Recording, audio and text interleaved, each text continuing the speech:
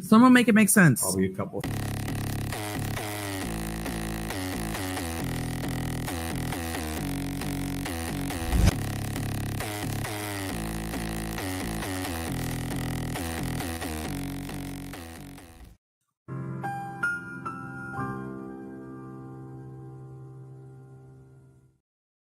Hello, my lovely, wonderful party squirrels.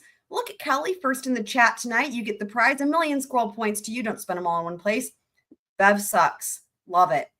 Yeah, I would agree. Also, Fender's command is quite relevant there. Also, Kelly and anyone else who does not have a custom command who would like one, let me know and I will pass the message along to Nightbot and he will get that set up for you guys. Welcome, Bunny. Hello, hello. I'm trying to remember, do you have a command? Let's just test it right on out. So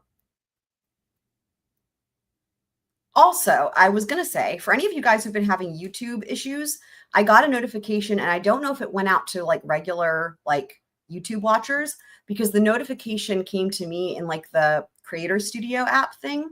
But the notification was saying that the YouTube app for people watching YouTube has been like crashing or whatever. So for any of you guys who've been having issues, then it's, yeah, there you go. It's YouTube. Welcome, Mary. Yeah, so for Bunny, for Kelly, for anyone who would like a custom, Mary as well. Anyone who does not have a custom command who wants one, let me know. And welcome, Happy Annie. Yeah, Bev is going to drive me to drink. You guys, you're telling me, y'all. Okay, so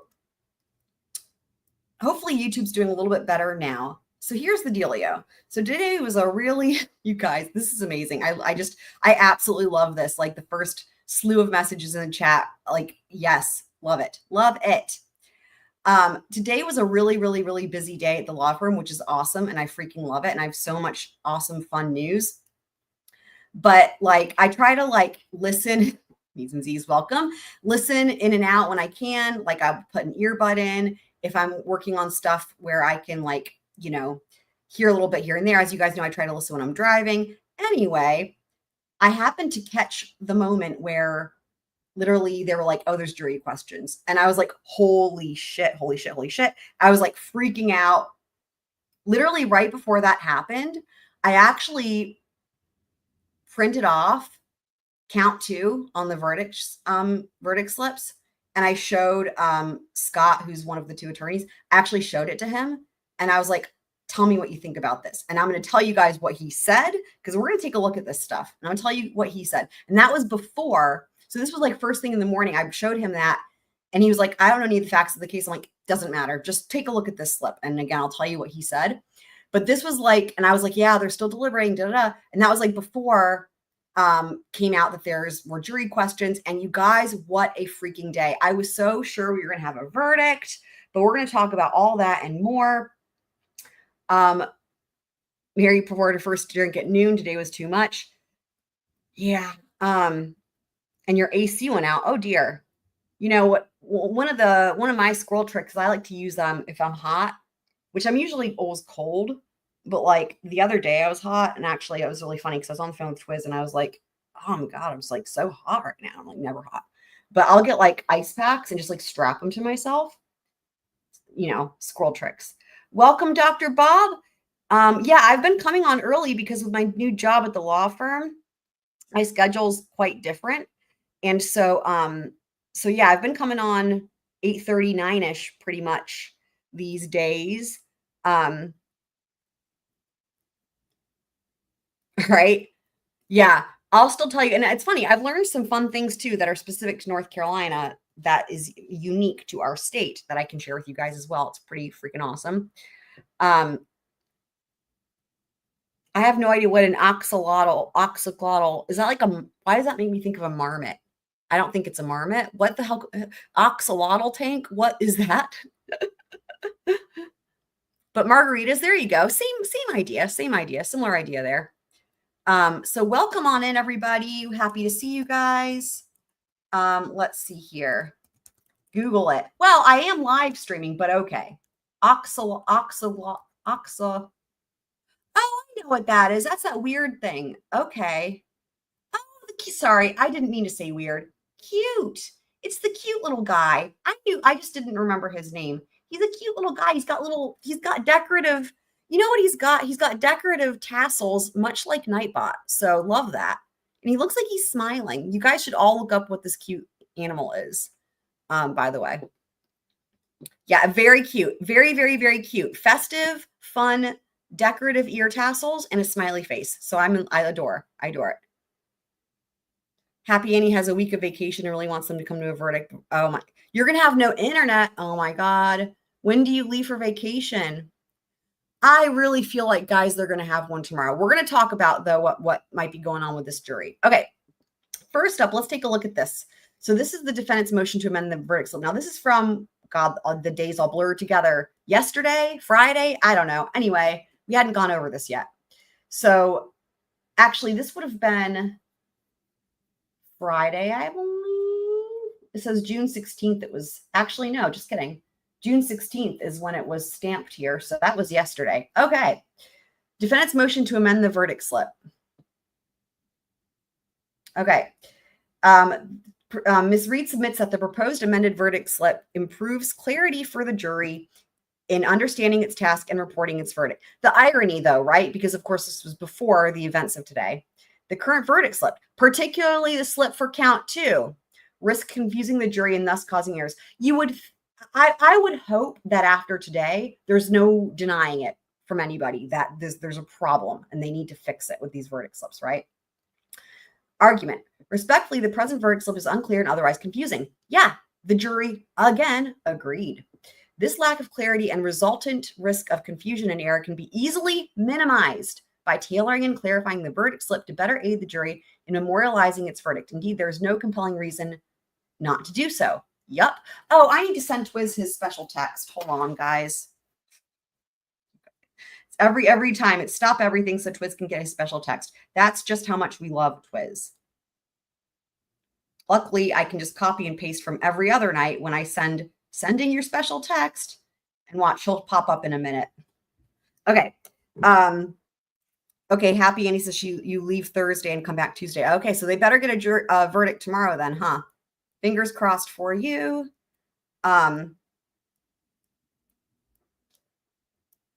It's 100% exactly why the defense submitted it. Yup. Okay, so specifically, Ms. Reed proposes that the court use the verdict slip attached as Exhibit A, which presents formatting changes, not substantive changes, to the court's verdict slip. That the jury has started deliberation does not preclude amendment. Now they have some case law. Indeed, the court amended the jury verdict slip in Ms. Reed's first trial while the jury was deliberating. Yes, we did. We're going to leave this until he pops in so he knows we're talking about him. And for anyone who hasn't been here in a hot minute, if you're a member, we do have red solo cups as well as other new custom emojis available. We also have a Mr. Alessi emoji. Happy Annie says they're going to the drag races. Drag races, is that kind of like go-karts? And I would not know what a fifth wheel is when you reference a fifth wheel on the lake, were it not for Sir Ian Runkle. So shout out to Runkle. Okay, a verdict slip is a tool designed to aid the jury, a recognized means of reducing errors in the rendering and announcing of verdicts. Imagine that, right? It is well established that the verdict slips are of no binding legal significance. A verdict, as a matter of law, requires a public announcement in open court. No verdict exists if none was announced. And we know that was a very big deal last year continuing on into this year when it came to the double jeopardy potential issues from last year. Because verdict slips are tools to aid the jury, their primary goal, in addition to ensuring a defendant's rights, should be clarity for the jury in both understanding its charge and reporting its verdict. And then here they're citing case law that says crucially finding that the verdict slips only served to confuse the jury. So that's been going on since at least 2002. I know that the law is slow to change, but really, though, it's been 23 years.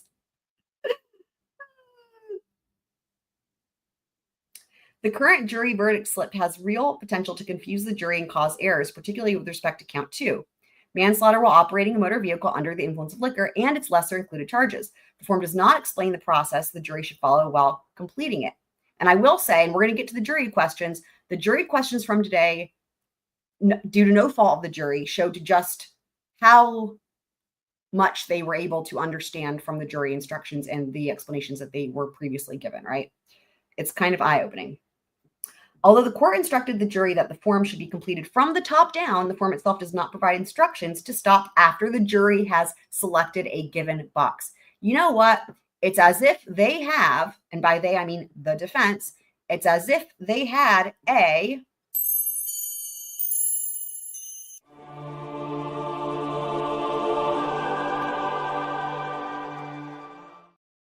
and additionally, it's as if they are,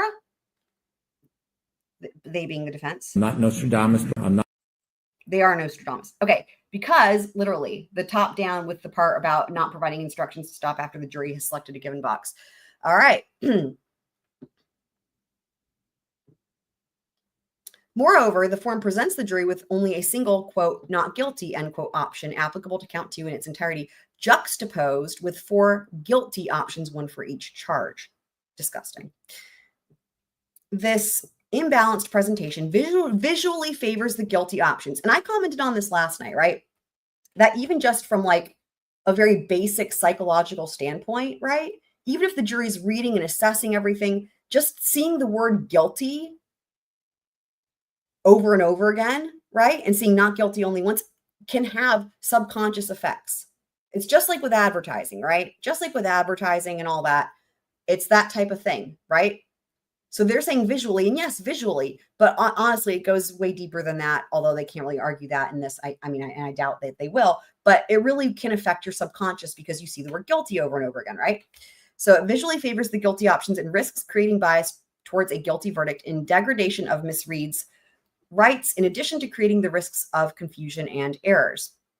James is thanking me. You're very welcome.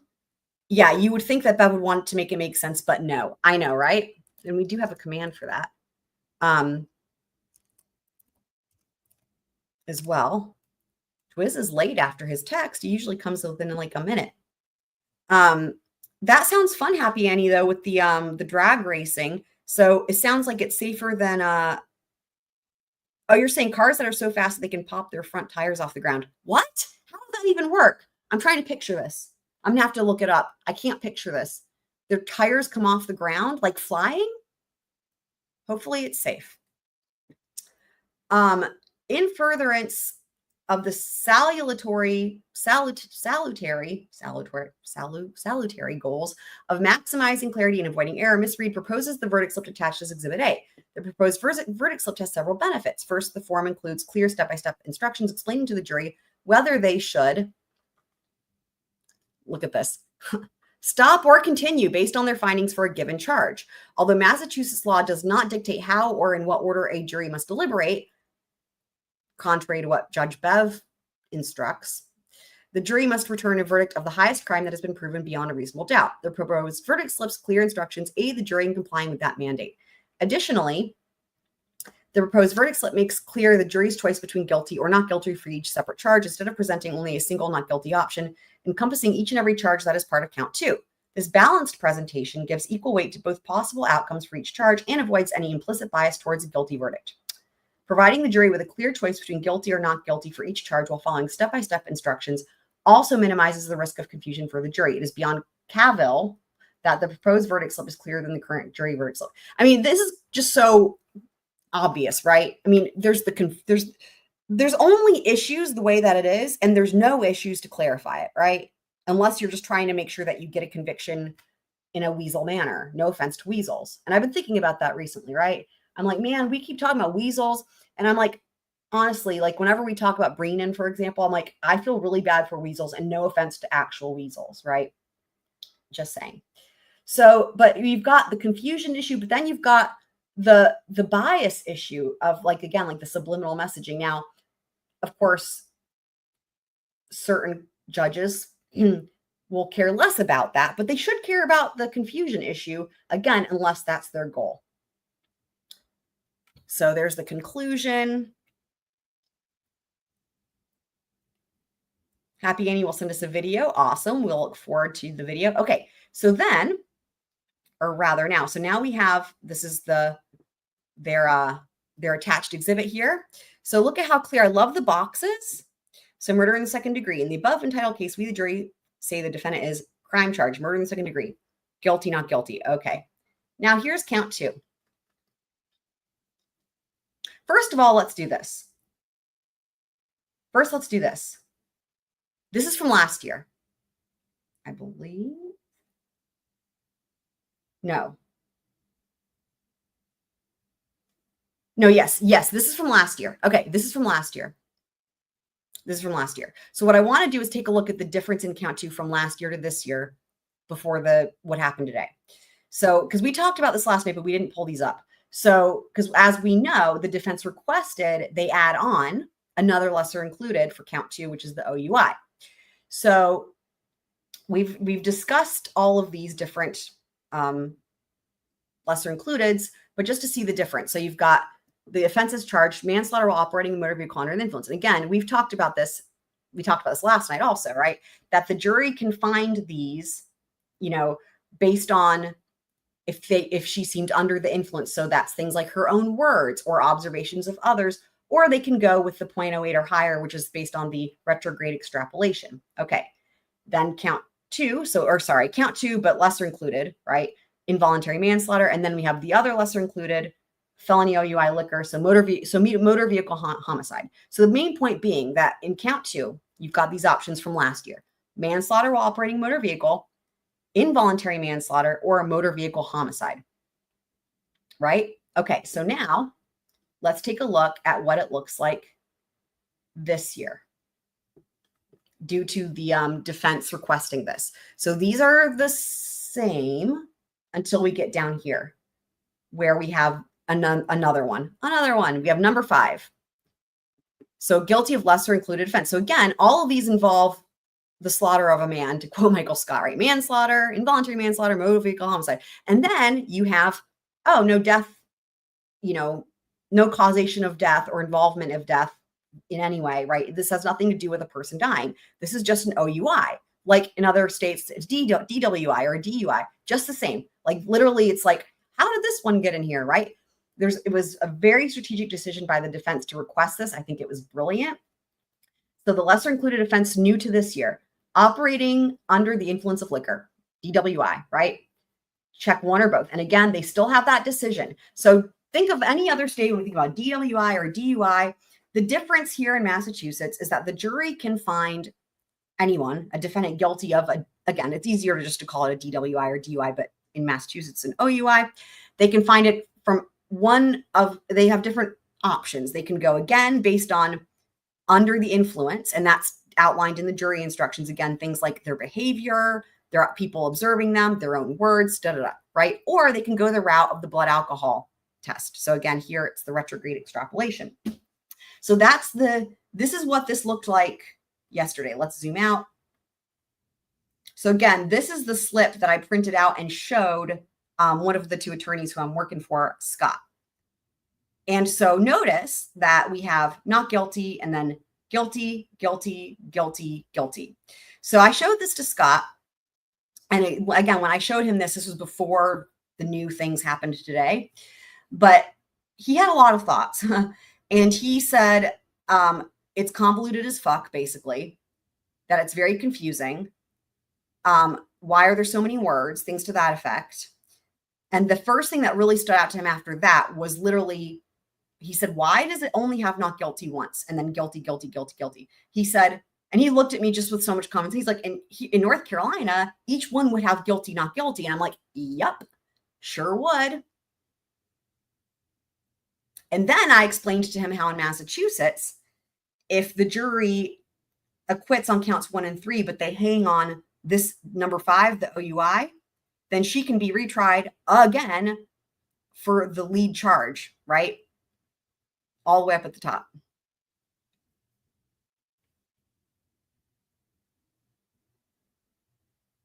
I think he had another issue with it as well. I can't remember at the moment. I'm sure I'll think of it.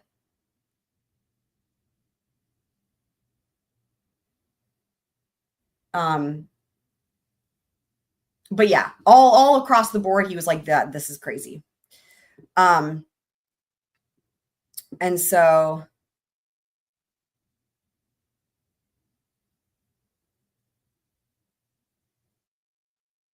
Yeah, it is interesting though, because, I love getting the perspective from North Carolina attorneys, because we don't have that many North Carolina cases. Again, I have not covered any North Carolina cases. I have not seen any. I do plan on doing Michael Peterson at some point. But, as far as the different states in the US, right, I personally am less familiar with North Carolina specific, rules and case law and whatnot, and just like court procedure than other states, right? For example, here's a fun tidbit. Here's one thing I learned. I learned this. This is a really interesting one. So in North Carolina, if you are the defense and you don't put on a case in chief, here's how closing arguments go. State goes first, defense goes second. That's it.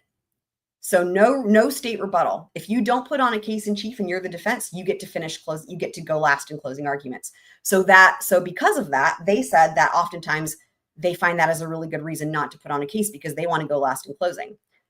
I've never heard of that in any other state. So that's something that's North Carolina specific. Another thing that's North Carolina specific here, if you guys are familiar with the idea of like a citizen's arrest, they call it something else here. It's like private private arrest something. They have a funny name for it. But basically, any individual person that's not law enforcement can go like to the magistrate and like obtain like a warrant for somebody's arrest. Isn't that funny? I don't know that it happens very often, but it can happen. So that's another quirk.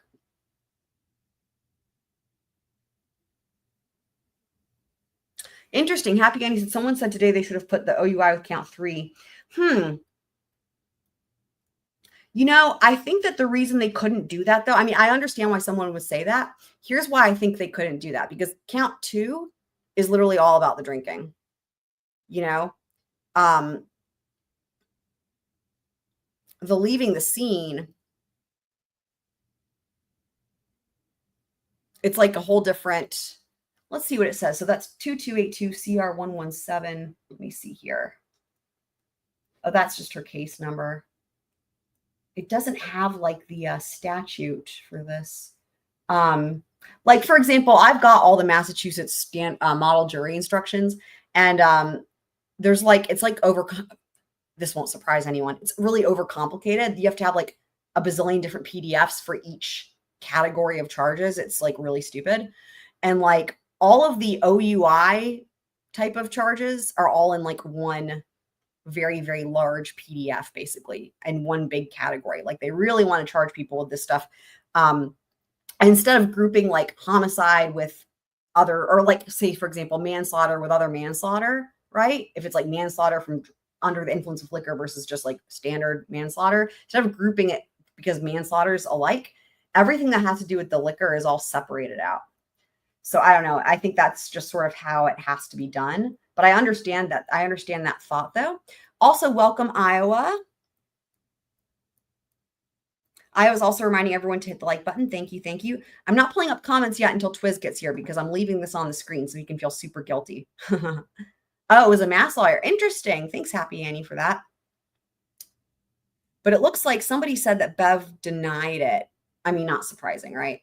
So I guess maybe it would depend on the certain judge. Maybe a certain judge would allow them to attach it there to count 3. I mean, literally, Need, since he's read my mind, you wouldn't know it by the amount of people who are still drinking and driving in that state. Yup. 100%. Yup. Isn't it odd? It's very odd. It's like hypocrisy is just in a component of the oxygen they breathe or something. It's just interesting.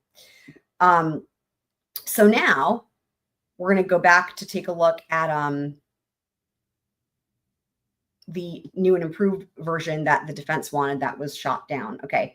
So the boxes definitely make it clear. I mean, look at this. It's just easier to see visually. So let's take a look at the wording. I believe it's all exactly the same. It's just laid out in a clearer way.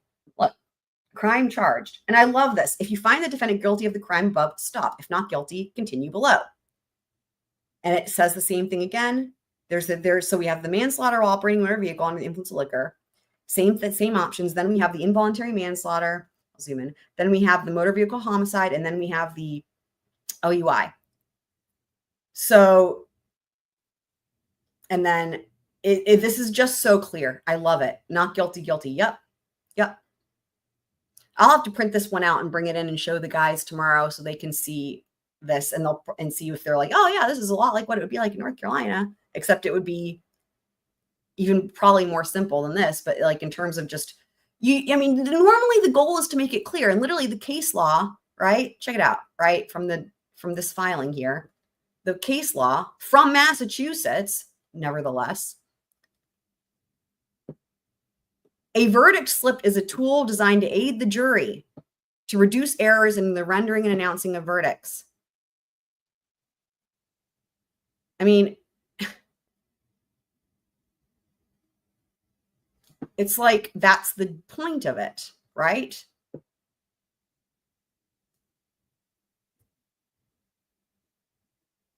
It's just so frustrating. So,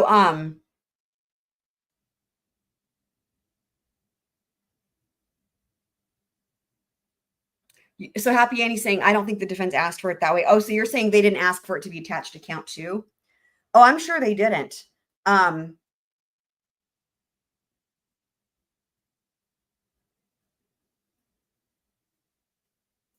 there was no, I don't think, if there was a filing done, it hasn't come up yet.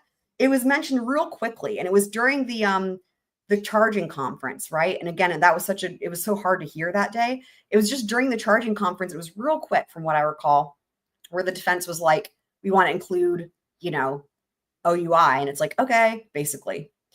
And then there was no further discussion to my recollection about it unless it was done at sidebar.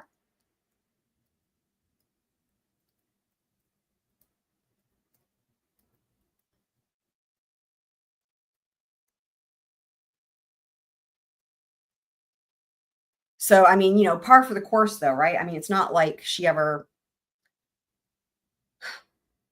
puts any type of like mental energy into making these decisions. I mean, I'm sure that they were probably just lucky or feeling grateful that she didn't just, snap at them for even asking for it in the first place. And it was, even though it's something so basic, right? And if we want, we can go and find that part too. Again, we watched it last night, but just since we're talking about it, we can go and find that part in the charging conference if you guys want to hear it again, where they ask for it. But okay, so now we're going to pop over to what happened today. Where's Twiz? Okay.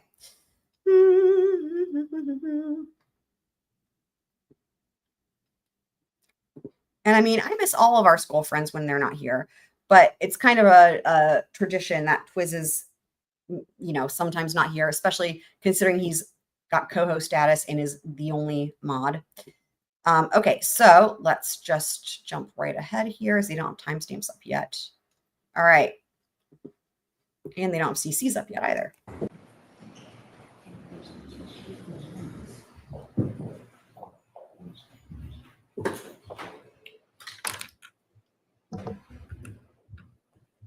Hi, Heather. What the hell's Birdie and why is he here? That's dumb. I need to go back to I'm leaving up this comment till he freaking gets here.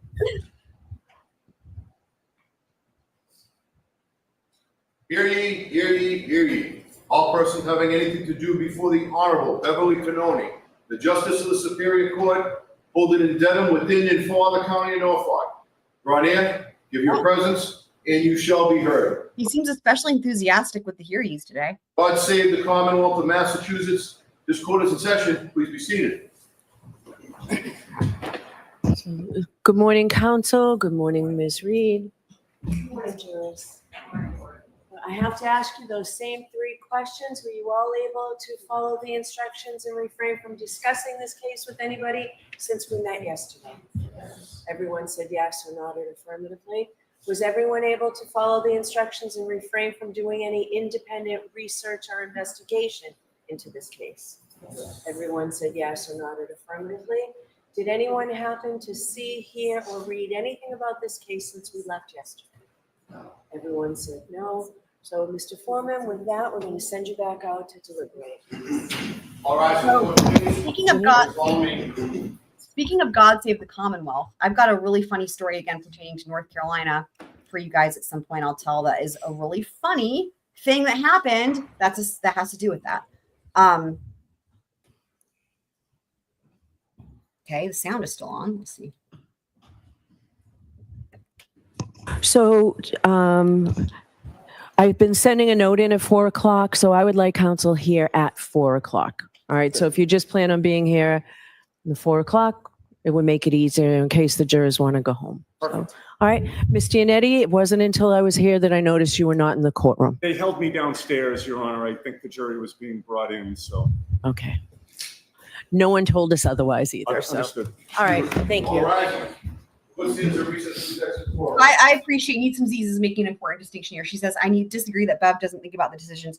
I think she thinks about it quite seriously because her only goal clearly is to convict Karen or cause mistrial. So I have to say, I agree. I appreciate this because really I should have been more articulate when I was speaking. What I really meant to say is that not that she doesn't think about her decisions, just it's on her unwillingness to hear anyone about important decisions, right? So for example, where in like a normal case, right, both parties would have a chance to talk about it. I mean, nothing is normal about this, right? The way she's been holding these proceedings. She really tries to shut down discussion at all costs. The jury instruction process is completely insane with her. And she just makes all these decisions on her own. Sua sponte, basically, right? She just makes all these decisions on her own. I guess what I meant was not necessarily she doesn't think about the decisions. It's just she doesn't allow people to be a part of the decisions or argue, which is the part that is really concerning and awful. So are her decisions, though. Okay, so let's jump ahead. And there's a hot mic. Oh, they're just replaying some testimony. There's Jen McCabe.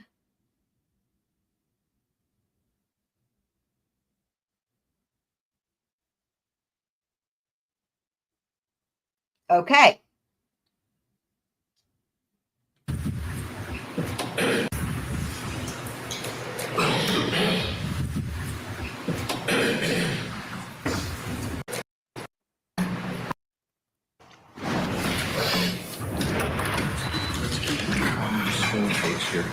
Oh, that's some interesting fun facts there. In 2024, 68 witnesses testified during the prosecution's case. In the retrial, the Commonwealth only called 38 witnesses. Bob, I can't do this. I can't do this. There's that hot mic. Let's hear that again. Okay. Let's go in.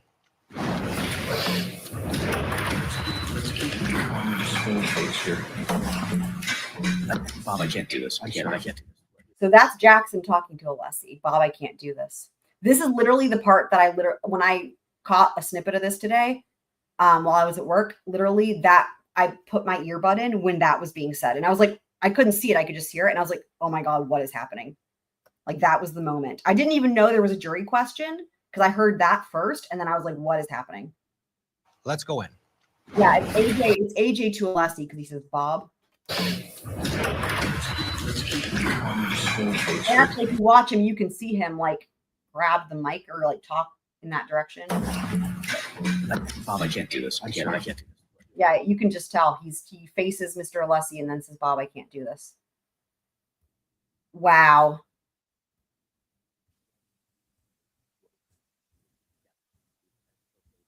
This is before we know what the questions are. This was the first thing to happen today, besides the hearings. This was the first thing. So in other words, it's likely that they haven't seen the question yet, maybe. And they just know there's a question.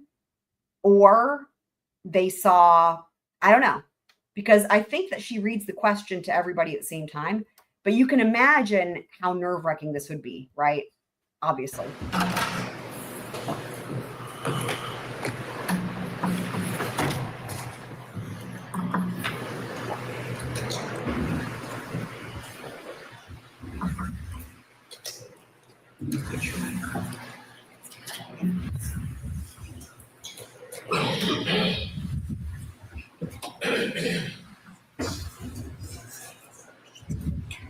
Oh, they have the questions already? Okay.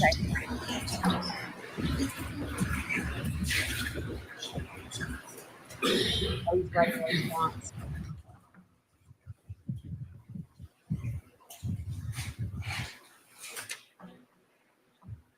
was finally, I've had this comment on the screen until you got here. I've been starting at like 8:30, 8:45, like on weekdays. Really?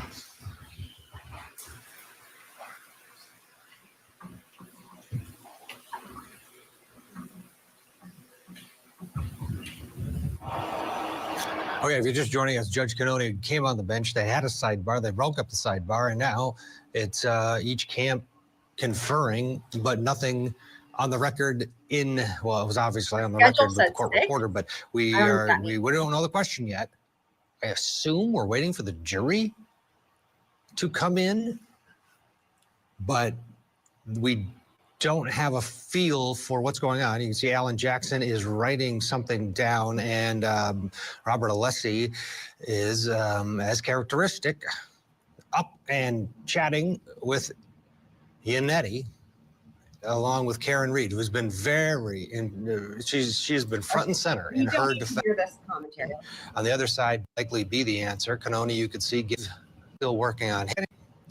Pennsylvania, Wow. Matt, and I'll cut you off as soon as we get audio. What do you think's going on here? Proposed to that question during this, support. Now you're seeing the mother side, the I'm going to read the question to you now, so please. throughout. We got some audio. To you now, so please take your seats. So I'm going to read the questions. I'm going to have them marked. Then I will take a short recess, let you all talk about it, and then come back. Thank you. So, all right. So I received 3 questions from the jury. The first one is, they appeared on note cards, so that I don't know what order they came in, but this is the order I got them. This is the order I'm going to read them. That's important. So she does not know the order they came in. Okay, good. What is the time frame for the OUI charge? Offense 002, Section 5, OUI at 12:45 or OUI at 5 a.m.? The second, are video clips of Karen's interviews evidence? How can we consider them? Now that's a surprising question to me because I feel like they should be clear on that one. No offense to the jury. Kim says Twizzle stick verdict is in. Bev sucks. Love it. Yep. Let's hear that again though. That was surprising, but interesting in terms of understanding where their heads are at, or trying to anyway, right? In relation to these questions. 02, Section 5, OUI at 12:45 or OUI at 5 a.m.? The second, are video clips of Karen's interviews evidence? How can we consider them? So, I mean, they were told clearly that it's evidence, right? So what that makes me think is like they must be in disbelief that it's possible that that could be used as evidence or something. You know what I mean? Interesting. And the third, does convicting guilty on a subcharge, example offense 2, number 5, convict the overall charge? At this point, she should be apologizing to the defense, like groveling. I mean, imagine this, right? Imagine this. Imagine the jury being confused about the verdict slip because this is guilty, guilty, guilty, guilty, guilty, guilty, guilty on count 2. And what this says to, I think, most people who would interpret this, they're looking at that OUI. They are looking at that OUI, count 2. And this is again, but when I say OUI, what I'm referencing is the added lesser included that the defense requested this year that they did not have last year. And the third, does convicting guilty on a subcharge, example offense 2, number 5, convict the overall charge? So I will give you some time to consult. Wow. I think the first one, I'll hear from you as to what the time frame is, and I don't need to hear from you now. That's pretty clear cut what they're looking for. The second one are video clips of Karen's interviews evidence. How can we consider them? Well, we know they are evidence and they can give them whatever weight they want. I would also be inclined to give a humane practice instruction, and tell me if you want the digital evidence instruction. It's a little awkward. because it would be something like, before you consider any electronic communication in your deliberations, you must first find that it is more likely true than not that the person who appeared in the communication was in fact Karen Reed. So think about that when you, when I come back out. But I think it's appropriate to give a humane practice instruction, and also tell me what you think about what to say about the weight. The third question is a little bit more, I think, unclear as to exactly what they're looking for. Really, though? Really? Lies. God, dude, the gaslighting.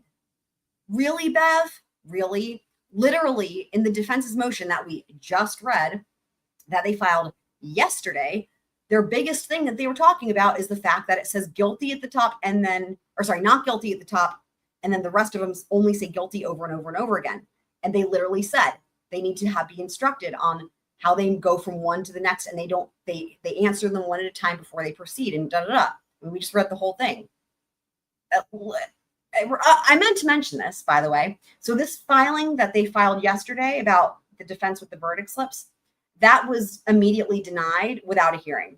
So they didn't ever get to talk about it or argue about it. It was just the filing, and she immediately denied it. And then here we are today with the jury asking literally the questions that could have been solved had she implemented the structural changes, not substantive changes, suggested by the defense yesterday. It's just disgusting. Does convicting guilty on a subcharge? I did say toss her in a bin. Thank you. I'm glad you noticed that. I did say toss her in a bin. I sure did. Example offense I know. 2, number 5, convict the overall charge. Terrifying. What I'm proposing, I gave you both a verdict slip where I included the language. I know yesterday I said they have to be read hand in hand, the jury instructions with the verdict slip. I've incorporated the language from the jury instruction into the verdict slip. I've given each side a copy. When I come out, I'd like your input on whether you think I love that Court TV has posted the question here on the screen. This is appropriate. I would instruct them, as I did before, that they start at the top and work their way down. That's the only thing I did not specifically put in here, but I think it takes it step. That's the only thing I did not specifically put in here. That's the thing that would have given it some clarity. It's not enough changes, but it's an important change, and it's a change that was requested by the defense. Like she's like, yeah, it's extremely clear. I did a great job, except for this one thing that literally makes this verdict slip completely impossible. Wow, good job. Not. I would instruct them, as I did before, that they start at the top and work their way down. That's the only thing I did not specifically put in here, but I think the only thing I did not. You guys, I'm gonna lose my mind. It takes it step by step, an analysis to do it. So, how much time does the defense want to be able to respond to me? Perhaps 15 minutes. Okay, and the Commonwealth? That will suffice. Okay, so it's 7 past. Why don't I come out at 25 after? Give you 20 minutes. Thank you, Your Honor. All right. Okay, there you have it. The jury had not just one question, but 3 questions. All right, so we're going to jump ahead. There's more. I think they're just going to replay that. There's Vinny. Oh, I wonder what Vinny's noticing. Let's see what Vinny has to say out here. No, I think they're related. I think these questions are related. I'm curious. So he was on the scene today. See, again, I didn't get to see any of this because I was just like listening off and on as I was doing a million. Oh my God, that pause. Sorry, Vinny, that was terrible. As I was doing a million things. And I believe I was filing notice of appearances as this first onslaught happened. Because I remember being over there at the copy machine to make 3 copies of each. Anyway, so let's see what Vinny has to say. Been through many of these cases and seen many different versions of jury questions. Your initial thoughts, Vinny, especially on that 3rd question? No, I think they're related. I think these questions are related. They're talking about OUI. They're talking about OUI, Ted. They're not talking about murder. They're not talking about manslaughter. They're not talking about involuntary manslaughter. Mhm. They're talking about what is the impact of finding her guilty of OUI. Again, just for anyone who's just now getting here, this is literally akin, the OUI here, it's literally akin to just a standalone run-of-the-mill DUI or DWI that you're used to hear, like in any state, right? When someone gets a DUI or a DWI by itself, just that one, like that's what they're talking about, right? And if it's your first offense, right, that means typically there's no jail time. It's like something like probation and some fines and whatnot, right? Like that's, and I mean, I think that everybody would agree with what he's saying. I mean, I agree. That's what they're talking about. It's very clear from their questions that that's what they're talking about. And I think the confusion probably is on that second page of the verdict slip where there's just one not guilty. And I think they're a little confused as to how that relates to all the charges until you get to number 5. But if I am on the defense team right now, probably a little optimistic at this point. If I'm a prosecutor, which I was, I'm not feeling good about this question at all. Now, I can be totally off. Sometimes a question is just from one juror. It's not from all 12. Now, I will say, did you guys hear this also? I heard from people who were reporting from the courtroom that when these questions came in, that the defense team and Karen were crying, like tears of joy. Imagine what Breenan must have been thinking. Okay, we're going to jump ahead a little bit. Read this, Ted. Yeah. So yeah, people are just standing there quietly. That's the other thing. I wanted to see what was going on in the buffer zone because I figure as this goes on and on, there's probably, you know, Massachusetts is probably amping up its police presence there and whatnot, which is gross, but I wouldn't be surprised. But Absolutely. if this is the jury speaking as a whole, this is enormously good news. I would be much more optimistic if I was on the defense side, which I never was. Okay, let's just bump this forward a little bit. Vinny gets really excited. It's one of the things I love about him. Very enthusiastic. I mean, I was freaking out. Like, I was freaking out. And I was like thinking, oh my God, there's going to be a verdict. There's going to be a verdict. We'll head back to Vinny and then, Right. of course, back into the courtroom to see what each side comes up with in terms of an answer to these 3 questions from the jury deliberating the fate of Karen. Look at this. It's so funny, right? Because court TV is all of us right now, right? How we all would have this anxiety if we can't see the fan. And they're like, look at this. The fan on the screen all by itself like this. Like court TV is like, we can't get rid of the comfort fan. Great. Wow. The only fan. Amazing. It's really become a legend even more than it was previously. I mean, it's like we can't survive without that fan. Can't see the fan, like, oh no. So look, there they are. There's the fan again. That's really funny. Now they're looking at the slips. Okay, here she comes. All right, let's go. In that deliberation room about just that. And if indeed it is that, that would be good news for the defense. What about the defense and Commonwealth? Now I want to know, all of this is still before lunch today, right? So here we have on the clock how long they've been deliberating. So like 11 and a half hours, basically. But all of this that we've been watching so far is before the lunch break. So again, I think a lot of people, myself included, were thinking they're going to come back from lunch and they're going to deliver a verdict, right? Responses here, and you brought it up earlier. Sometimes you push a jury too long. Vinny, that's why. Oh, there she is. Okay, here we go. Oh, Vinny, got to hold off. We got audio in the courtroom. Judge Canoni taking the bench. Oh my God! Everyone, stop everything! Please be seated. Court is in session.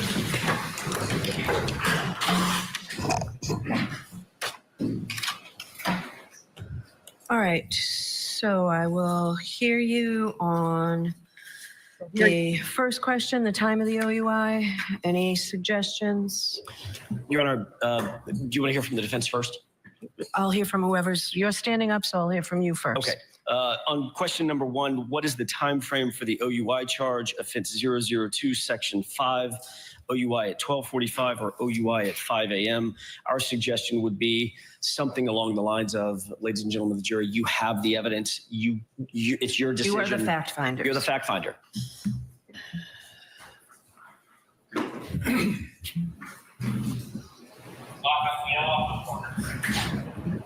Mr. Brennan, or whomever from the Commonwealth, My suggestion would be 12:45. and why is that? Why do you think, Bev? The case has always been focused at that time. I don't think there's anything specific in the indictment regarding the time. Do we have the indictments? No. So Twiz, they're just talking about the drinking. And the thing is honestly, Karen sealed the deal on that, in my opinion, right? I mean, like video after video after video of her talking about how many drinks she had and the fact that she felt like she wasn't as sharp as she normally would be. And, you know, I definitely shouldn't be taking the highway. And I definitely drove more careful because I had been drinking. I mean, video after video of her literally confessing to having, and the thing that's really especially sad about it is she's the only person to say that she felt like, okay, in terms of the two different options the jury has when they can go by either the blood test or they can go by the under the effects of intoxicating liquor or whatever, under the influence. If it weren't for Karen's own words, they would totally negate the under the influence because every single person except for her is like, she seemed fine. She didn't seem drunk. She was normal. We see her on the video, right? Not falling over. I mean, it literally, but for her own words, they could at least cross all those off and then they could just consider the retrograde extrapolation if they wanted to. But Karen's own words literally sealed the deal on being under the influence, right? There's just no way around that. Which is why, in my opinion, the defense asked for that OUI to be included. It was a smart move because basically I think that what the defense was weighing it out, right? What is the one element of this trial that really, I don't know that the Commonwealth proved it, but Karen Reed basically proved it herself, right? What is the one element of any of this that is an appropriate charge potentially? And it's OUI, and that's it, right? And so I think for that reason, what they don't want, right, is for the jury to not have that option, right? And the jury is like, well, she definitely was drinking and driving, and so then the least severe option they have for that would be the let me go to the thing.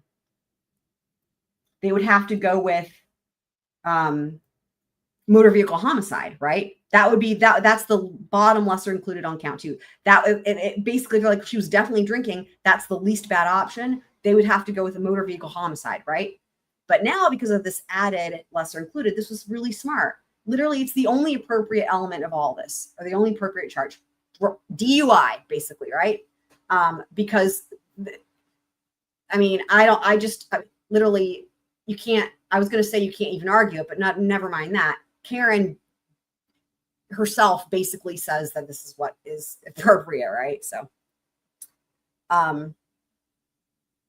yeah. And so, or just don't convict her of anything, right? And so if they do that, I think it would be, honestly, I don't know, I wouldn't call it jury nullification, but it would literally be, I think, to make a statement, because in all fairness, the OUI is appropriate, right? And that's it. And again, if it wasn't for her own words, it would be a very different conversation, because then you would be really analyzing the accuracy of that retrograde extrapolation. Because again, every other witness is like, she was not acting like she was under the influence, right? So you'd really be going for that retrograde extrapolation. But because she confesses to it over and over and over again in those videos, you know, I think that's why it's like, okay, that's kind of not really up for debate. But yeah, if they do acquit her on that as well, I think it's really just like trying to give Breen the middle finger, in my opinion. What do you guys think? What do you guys think? If they acquit her of the OUI, what do you think the deal is with that? And that's true. The blood test wasn't for court use. Yeah, again, which is why Karen's own words really seal the deal on that, huh? Welcome, Flash fan. By the way, if you missed it, I got a notification from YouTube that the YouTube app has been fucking up and YouTube is aware of it. I know you were having issues, specifically Flash, but for anyone who's been having issues, it says that the YouTube app has been messing up and it's like a YouTube-wide thing and they're working on it. So, I mean, and that's definitely true. Also, hi, Carla. DUI needs to be given to everyone that was at the bar. Yes, but as we know, that's not part of this, right? I mean, obviously that makes logical sense that there's tons of people who are also drinking. but they're not a defendant and they don't have their own words admitting to a crime that can be used against them. So what is jury nullification? Okay, great question. Glad you asked. Jury nullification is like, okay, let's say, well, honestly, I could see it happening in Massachusetts. Let's take the turtle boy. Let's take the witness, the really dumbass witness intimidation and harassment, what have you, laws in Massachusetts. Are you guys all familiar with that? How like, it's basically like, I'll paraphrase from Runkle. Runkle says if you basically breathe towards a witness, you can get thrown in jail and charged with these crazy charges for like witness, like harassment or whatever, right? It's like infliction of emotional distress. Essentially, it's like completely insane and not rational. Let's take another example. Let's just say that if you walk across the street without looking both ways as a pedestrian, if you just don't look both ways, let's just say you look one way and not both ways, and that the law said, and wherever you guys live, take your own location, the law said that if you get charged with that and found guilty or you plead guilty, you could serve up to a year in jail, right? It's a bullshit. It would be a bullshit law. So jury nullification would be when the jury's told they have to follow the law. And the law would say, as in this example, right? The law would say, you know, if the state proved that the defendant did indeed walk across the street without looking both ways, let's say it's on video. Let's say it's on video. They only look one way, not both ways. And it's like clear as there's the defendant. There's no question it's them. It's definitely them. There they are. They don't look both ways. There's no question that the defendant committed the crime as the law outlines the crime, right? The jury nullification part would be like, this is a bullshit charge. This is a bullshit law.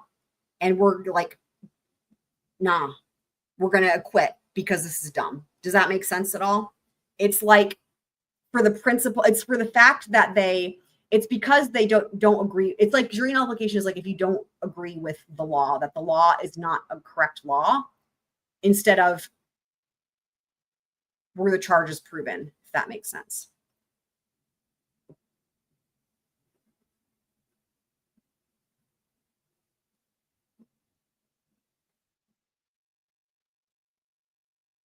And that's true. That's a good point. Neeson's is saying that they don't have to believe her words. Yeah, that's true. And, you know, actually the fact that they asked that question about the videos of her, if her own video clips, if those are evidence or not, I think, and actually I was going to get to this in terms of why there's no verdict yet.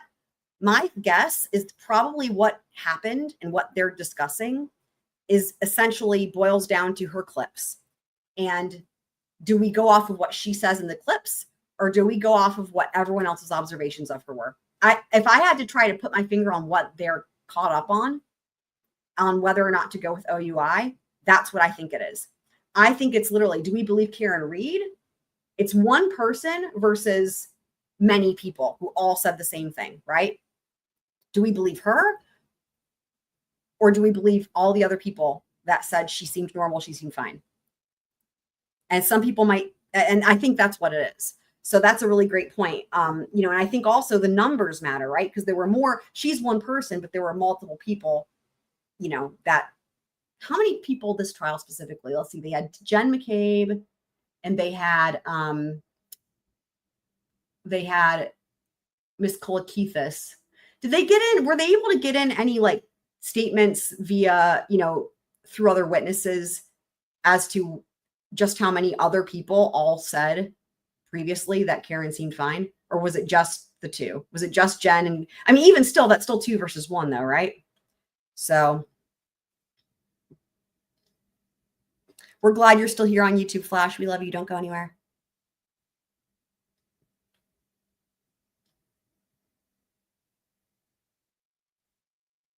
Yeah, if she's convicted of the OUI, she can't be retried. Correct.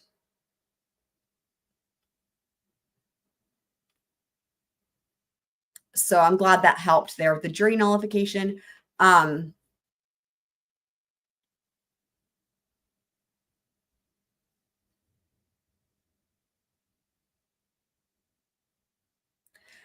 Need some Z's. You're saying because the state used the hospital blood draw, it wouldn't be like that because the state used the wrong test. It wouldn't be like what?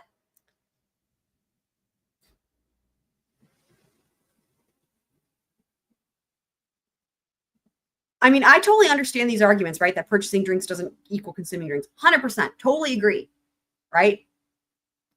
But she says Karen doesn't just say that she had been drinking. What she says is, you know, I wasn't as sharp as I normally would be. I avoided the highway for this specific reason. I made sure to drive extra slow because I've been drinking. Like, you know, again, in those clips, which is just really frustrating, she describes in her own mind being under the influence, even though no one else witnesses it. So again, I think it could be like, and let's remind ourselves, this is important. Let's remind ourselves who was sober that night, Miss Kolakithis. So maybe that's another, I hope that the jury is going back and remembering that part because she was sober. So if you're looking at who are we going to find the most credible when it comes to commenting on Karen's intoxication level? Honestly, if you want to really think about it, Miss Kolakithis is the most credible, right? Because she was sober. So maybe if you compare her own interpretation or impressions versus Karen's, right? That's another thing to think about.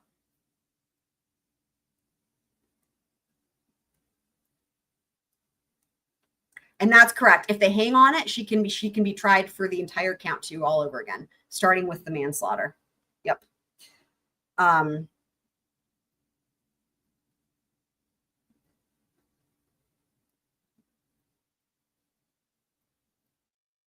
Oh, you're referencing my example, Need some Z's? Yeah, I don't even remember. I was just answering the question about what is jury nullification. I see what you're saying, though. I mean, what I will say is, like, I can't tell you how many, like, every person that calls and mentions, like, they're wanting representation for anything related to, like, driving with intoxication, like DWI, but, like, or DUI, but, like, other things happen in addition type stuff. I have yet to have, and I've talked to a lot of people since I started working there. So far, none of them have submitted to a breathalyzer, and all of them have had the retrograde extrapolation done, which I didn't realize it was that common of a thing. But literally every single person has done that, done the blood draw.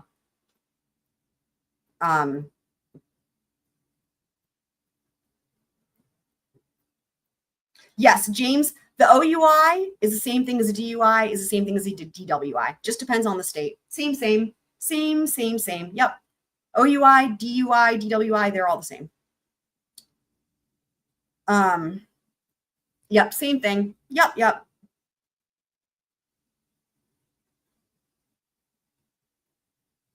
that's a good point. I don't know who's saying it's not looking good for Karen, and I don't know. I don't care. Whatever. People will say dumb things. I mean, today, it's not looking good for the Commonwealth. So, okay, let's continue listening to Brennan here. I do want a quick. If it's not in the indictment, I'm uncomfortable telling them a time. I'm sorry? If it's not in the indictment, I'm uncomfortable telling them a time. Understood. All right. Oh, I agree with the court on principle. okay. I see. You're saying it's where it was done, hospital or police department. Yeah, here it's always done at the hospital. Every single person that I've talked to says that it's done at the hospital. I mean, technically, when it comes to this particular police department, like Canton PD is sus, right? Like, I mean, I understand that the hospital is not a forensic setting, but would you rather your blood be drawn by the hospital there in Canton or by Canton PD? You know what I mean? Principle, I Just in terms of just thinking about how awful and scary that prospect is. don't have the indictment memorized, so I don't remember. Exactly. We can pull that up. There's no time in the indictment. There's no time? It's just the date. I don't expect that there's any time to be. All right. So Yeah, exactly. Being convicted of an OUI. If she is convicted of the OUI, likely it's going to be like probation and like fines, and she might have to surrender her license. Although at this point, it's so far ahead from when this happened. I mean, I don't know. I would imagine she already had to surrender her license and stuff. It might be something like community service or taking a class, but you know what? It's not going to be. It's not going to be jail time, and it's also not going to be. You know, that's considered. Well, okay. I can speak for North Carolina that if you get like a DUI or whatever in North Carolina, at least if it's your first one, it's just still considered a traffic offense. It's not considered like in other words, it doesn't even count as like your criminal record pretty much because it's like in the traffic category. Now, if you have more than one, that can change. But in other words, it's like, it's different if you've got a felony on your record, for example, right? Essentially, getting convicted of an OUI is the only thing that would be better would be a full acquittal, but like literally that is the best case scenario. And that's why, according to people who were in the courtroom, her attorneys and her were crying when these questions came in today. So I'll say you have the evidence, and remember, you are the fact finders, or something to that effect. All right. The OUI is just drinking and driving. Literally, let me just pull it up one more time. Has nothing to do with a collision, has nothing to do with anyone dying. Literally, let me just show this one more time. The OUI, just imagine just your regular run-of-the-mill standalone DWI charge. Somebody was pulled over and they blew a .08 or whatever. It again varies by the state, but just drinking and driving, nobody got injured, no car, like imagine they just got pulled over. There was no collision, there was no injuries, literally nothing except they failed a field sobriety test and blew a .08 or whatever. That's what it is. It's literally that type of thing wrapped up in a bunch of somebody died charges, right? So here it is right here. So this is the new one added this year. This is the OUI. Did not have it last year. There it is. All it is this. This is it. Operating a motor vehicle under the influence or operating a motor vehicle with a blood alcohol level. So again, it's just two routes. The jury can say either she was under the influence. Again, that could be based on her own testimony in the videos or observations, or they could go with the blood alcohol level. But none of it has anything to do with anybody dying. There's no, this is just I just think of it as just a regular DWI right there. Hopefully that helps. Hi, Kat Randall. Welcome, welcome. And yep, it would be easily appealable as well. Another great point. Yep. And she will give her the max sentence, definitely. But even the max sentence is not going to be that big of a deal. You're saying it would never stand alone. I'm not quite sure. I think maybe your sentence got cut off there. I guess you're saying if she gets sentenced to the max sentence, you can, because you can remember, guys, you can also appeal a sentence, right? If Bev tries to convict or sentence Karen to something that's like not following the sentencing guidelines, right, for a first offense, then you can appeal the sentence. You can appeal the sentence. You can also appeal the conviction. They're two separate things.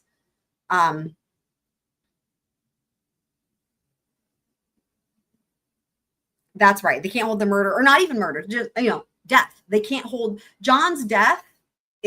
This OUI is has nothing to do with John's death. John, let's pretend in an alternate reality, John O'Keefe was never hit by a car and he's still alive and well somewhere. But Karen was drinking and driving that night and got pulled over. She could be charged with this OUI. Has nothing to do with John O'Keefe being dead. Has nothing to do with the collision. It's just she was drinking and driving. That's literally it. Why even add such a charge? The defense requested this, right? Because if the jury didn't have this option, which is what the case was last year, the best option, except for an acquittal, right? If the jury's going to convict her of something related to alcohol, then the next best option would have been motor vehicle homicide. And now you're looking at serious time and it's a felony. You see what I mean? Now we've got the vehicle involved. Now we've got the death involved. This was genius. It was strategic because again, if there's one thing that's really not debatable in terms of any culpability that Karen has, and again, it's still debatable, but it's not as debatable as other elements, right, of these other charges. Again, she was drinking and driving according to her own words, right? So if you don't give them this option for just a plain old OUI, which actually fits, right? This is actually an appropriate charge, right? If they don't have this, then they have to go with the motor vehicle homicide, right? If they want to convict her of something related to drinking, which again is the only thing that the Commonwealth has that I think is, again, it's their strongest. It's the strongest thing they've proven it the most, and not that they've even proven it. Karen did it for them, but anyway, hopefully that makes sense. Oh, if she was only charged with OUI first offense, it would get thrown out accordingly. Well, not in North Carolina, but I will just say not in North Carolina. It won't get thrown out. But again, I'm sure that varies by the state. I would expect Massachusetts to probably be more harsh because that's what we've seen so far. That's funny. Yeah, that's true. If the jury gets hung on the DUI, most expensive DUI case ever. Yeah, that's funny.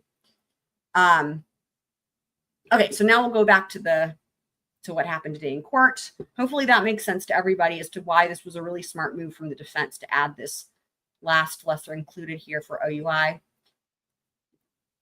Yeah, Thursday is Juneteenth, so there's no court anywhere. Are the video clips of Karen's interviews evidence? How can we consider them?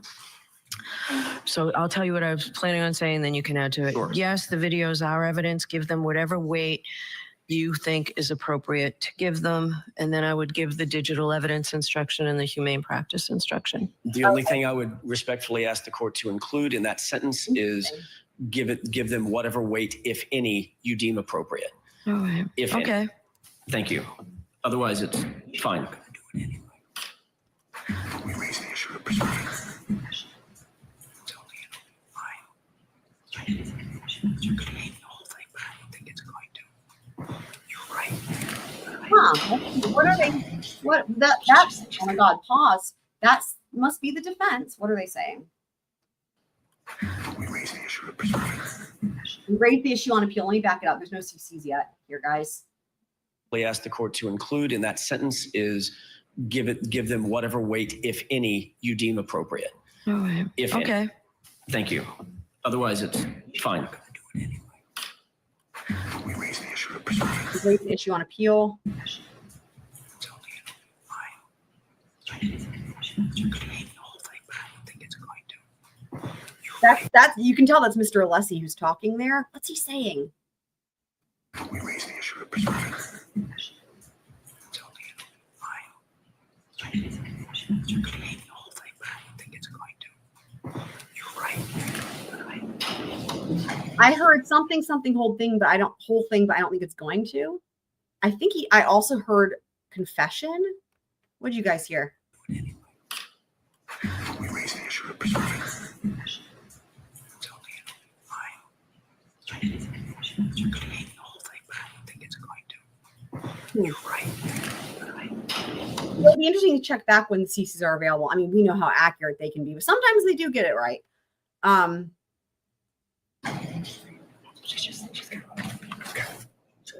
You're very well. Okay. What's the Commonwealth's position? We have a different perspective on that.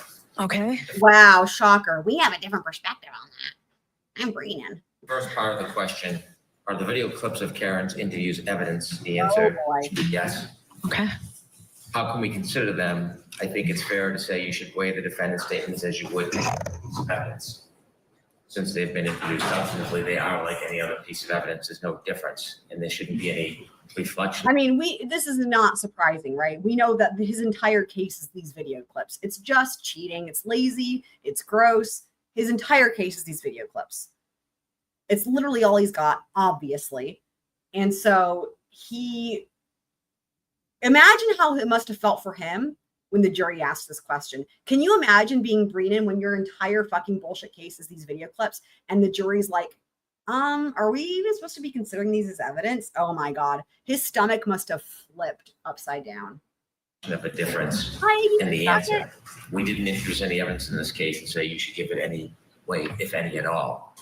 We didn't provide a limiting instruction in any way, and these shouldn't be so limited. This is just like a photograph. It's no different than a physical piece of evidence. And so I think the answer should simply be yes. You should weigh the defendant's statements as you would any other piece of evidence. I do not think the court should give humane practice or digital evidence. It suggests that there's some deterioration or further analysis that is different. Those instructions were already given during the charge. In addition, those instructions are in their hand in the written jury instructions. So what's going on here with these questions? Again, as I'm sure you guys have heard a bazillion times, no one really ever knows what the jury's thinking. However, these questions being asked would say that the jury, here's where the jury is looking at these questions. What this would say is there's really two outcomes here. Most likely if you're trying to say what is the jury thinking. Outcome 1 is acquittal on everything. And outcome 2 is they find her guilty of the OUI. What does that mean specifically? It means that if these questions are indicative of what the jury's thinking, the worst case scenario for Karen is literally akin to a DWI. It's that or acquittal on everything. That's what this looks like. So I don't know how it can't feel good for Karen. This is like literally not a miracle. This is what should be happening, but it is the best possible scenario, right? Because the fact that they're asking questions about it, like they haven't even convicted her on the OUI. They're asking questions about it because it seems like they're not quite hung. But essentially what I mean is they could still get to acquittal on the OUI. She could still be fully acquitted on everything, right? But if she's found guilty of anything, what it looks like is what it'll be is that OUI. This is great news for Karen. And so, to put it most simply, as I think that we should, is this is a piece of evidence, and you weigh it like you would any other piece of evidence, whatever they decide, rather than give them guidance to curtail it or to limit it in any fashion. I'm so sure it can be embarrassed. My only suggestion, Your Honor, is that every single piece of evidence that's provided to them, it's in keeping with Massachusetts laws and keeping with the responsibility that they have. Every single evidence is given the weight, if any, they deem appropriate. That is not a misapplication of the law. I think the Commonwealth suggestion suggests in the answer that they should or they have to give those statements weight, and the law is they don't have to give them any weight. So I think I have to say, I think they could still get to acquittal on everything. Here's the thing, right? Again, my thought is what they're probably discussing as it pertains to the OUI is, again, like if they're really thinking about the statements, it's like, whose statements are we going to rely on? Are we going to rely on Karen's statements? Or are we going to rely on the statements of everyone else who saw her there, especially the one person who was sober, right? And if that's what they're discussing, you could see how I could see how that could have taken at the after lunch portion of the day. And what oftentimes we hear about with juries is that they reach a verdict at the end of the day, but they decide they want to sleep on it, right? Or they feel like they're really close, but they want to sleep on it. They don't want to rush it. So I wouldn't be surprised if there's a verdict in the morning tomorrow. And I think it still could be acquittal on everything, or it could be convicted of the OUI. Either way, I will cry tears of joy, and it will be incredible, absolutely freaking incredible moment. the appropriate comment by the court is exactly as the court suggested initially, which is you give it whatever weight, if any, you deem appropriate. I mean, they are taking, the thing is too, right?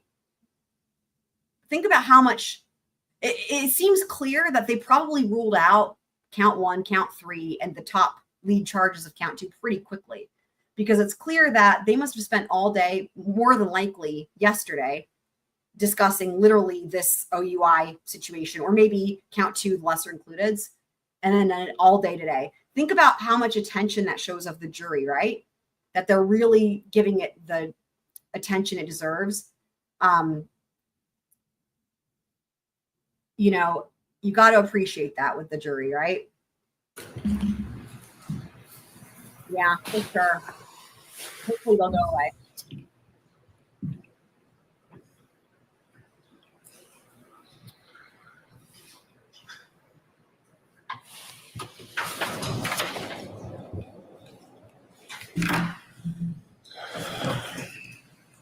So ominous what it says here on From Court TV. The jury is now deliberating the fate of Karen Reed. Jesus Christ.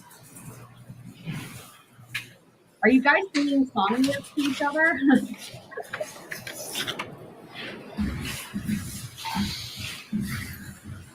That's helpful information. This is, I think, supposed to make us feel better. Jurors in the first trial deadlocked after more than 25 hours over 5 days. It's like, oh, compare that to now. We're only at 11 hours and 40 minutes. And we're only on the second full day.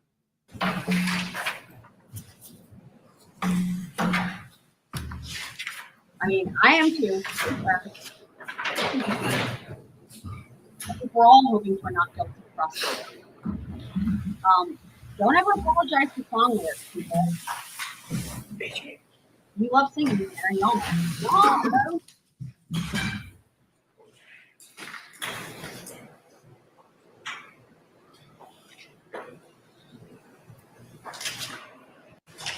my God. Bev? Okay, while Judge Canoni does that, reviews. There, so they're like, she's taking forever. We're gonna give commentary. Yeah, she'll be totally fine with the DUI. Her life will not be altered in any significant way with the DUI. Honestly, it'll be fine. It'll still feel like a breath of fresh air compared to how she's had to live, you know, pending trial. She'll feel like I would imagine she could get convicted of that OUI and feel like she's a free person, you know, like she's just been given a new life or something. Like I would think, right? Just because having these charges hanging over your head. And I guess I'm not honestly too sure. I'm sure somebody in the chat knows like what restrictions she has pending trial. Like I'm sure she has restrictions because she's been out on bond. So. All right. So what I'm going to say is, yes, the videos are evidence. You should weigh the defendant's statements as you would any other piece of evidence and give them whatever weight you deem appropriate. But first, then I'll go and I'll read the electronic communications and the humane practice. That covers it. I don't have a principled objection to it if the court adds the word "if any." I understand. Because I don't want them to think. He's like, I understand. You guys know her well enough by now to know what that means. It's just gross. I understand. Yeah, it's just so dismissive, man. For instance, the way that it's worded as the Commonwealth suggested it, they have to weigh it the same way they weigh other pieces of evidence. Every single piece of evidence is weighed in and of itself. It's individual to the piece of evidence that's presented. For instance, they could weigh the statements by Ms. Reed.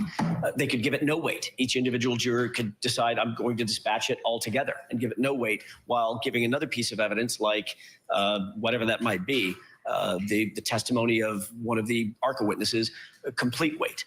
I think that we need to stress that the clips bear no additional weight, no additional gravity than anything else that they've considered. And the only way to do that is very simply, you give this the weight, if any, that you decide is appropriate. It doesn't, I think, comparing it and contrasting to other pieces of evidence in the case, it's unnecessary, and it tends to suggest they have to give it weight. Okay. So your objection's noted. Ew.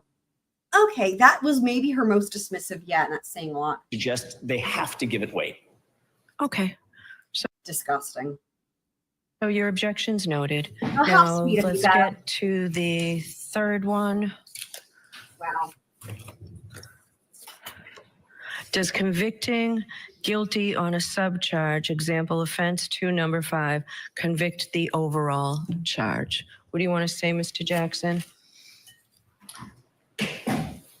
Your Honor, I appreciate the effort that the court went to amend the verdict slip as it relates to count 2. And I think there are some excellent suggestions by the court in the verdict slip. By and large, I think question number 3 is answered by the amendments in the verdict slip. So we certainly could say something like, does convicting guilty, the question was, quote, does convicting guilty on a subcharge, example offense 2, number 5, convict the overall charge? The answer is no, obviously. And perhaps we could formulate an answer that says something along the lines of, no, new verdict slips have been provided that will make it more clear, or something of that nature. As well as a decision of guilty on the OUI charge 002, number 5, is an explicit acquittal on the higher charges in offense 002, which is a proper statement of the law. And then there are suggestions that we have Proctor. regarding the edits that the court has made to the verdict slip. And I'm happy to go over those with you and put those on the record. Okay, go ahead. With regard to going from the top to the bottom, just under number 1 reads, not guilty of the offense You could have done all this yesterday, but no. charged or any lesser included offense.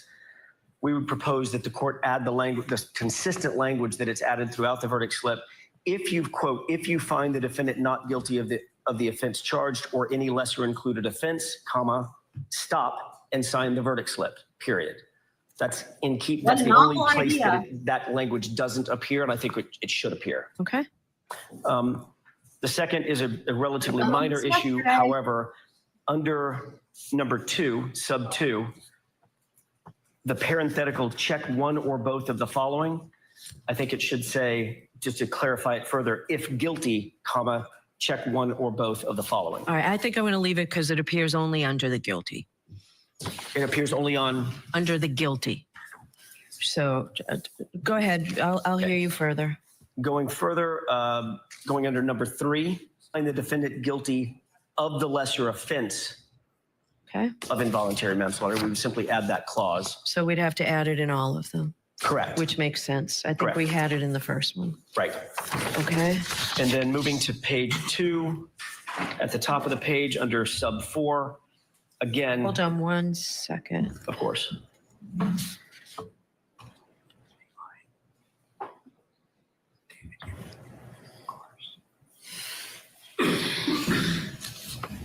Okay. We have the same suggestion. It appears that the court is not inclined to give it. If guilty, check one or both of the following. And there's a typo.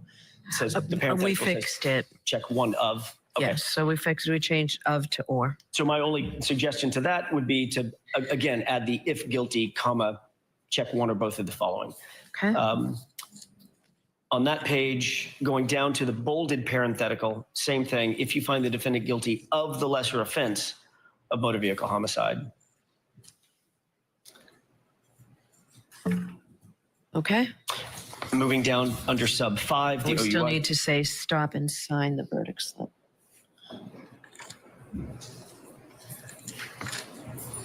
Right. After the word stop and sign the verdict slip. Yeah. And then under sub 5, again, the same thing. We just suggested that for consistency that it say, if guilty, check one of the following of the both. And the final edit would be in the final parenthetical, the last sentence. If you find, I think her should be Yeah. changed to the defendant. Should. If you find the defendant not guilty on this offense and all other offenses, check the first box on page 1. Okay. And those are the edits that we have suggested for the verdict All slip. right. Mr. Brennan? I don't have any disagreement with the edits. Okay, let's get a break here. Then we'll see the rest of this discussion before the jury's brought back in with these answers. We're watching along with you, along with all of these people outside of the courthouse in Dedham, Massachusetts. We have questions. Don't have a verdict yet, but boy, this jury is obviously working. Stay with us.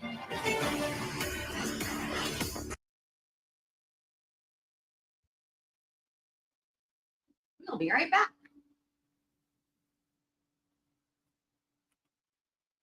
That's, it's just so funny, right? Like after everything that happened with this last year, and then they made another motion. There's been so much talk about these verdict slips. And then here again, the jury says the exact same thing. And Bev still can't admit she was wrong. It just blows my mind. Obviously. Okay, I don't know how long. Let's see here.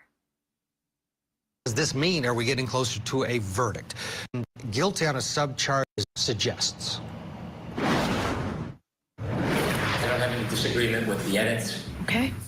The idea of instructing them on the nuance of selecting one guilty or not guilty, I don't think needs to be explained. I think that the edits, this proposed instruction explains it. Yes. If there's a third trial, I think it's going to be really tough for anybody who wants to try to still cover it. I mean, let's just hope that doesn't happen. All right. I don't have any issue with if you state, if you decide on lesser included offense does not include the earlier offense. And I'm not sure of the exact language that I use. I don't think that's necessary, but that is something I wouldn't have an objection to. But I think the form that you fill it out with the edits is going to be sufficient for them to follow. What do you think about the defendant's position that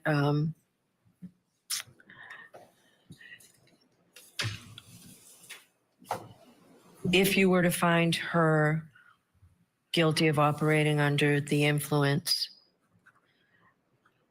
Mr. Jackson said explicit acquittal. I don't like that language. I think if you find it, it means you have found her not guilty of each of the others. That would be fine with us.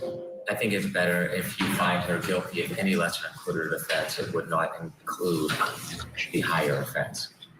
All right.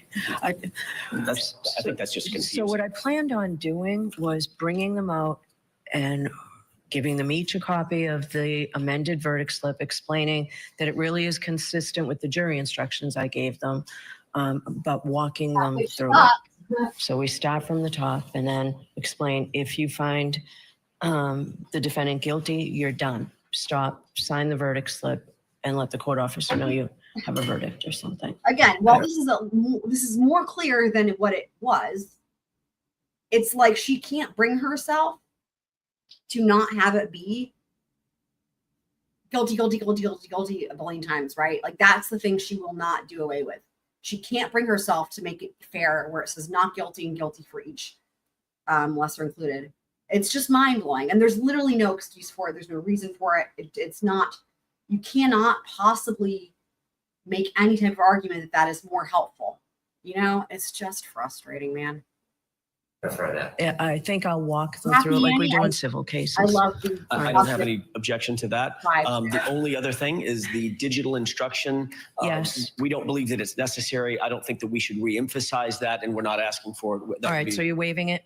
We're waiving it. Okay. Yes, All thank you. right, I will do humane instruction, humane practice instruction. So I need 5 minutes, and Tori, your computer, to amend this if we can, and we'll make copies. So we'll bring the jurors up. Let them know that we'll be bringing them in shortly, Tony. All right, thank you. All right.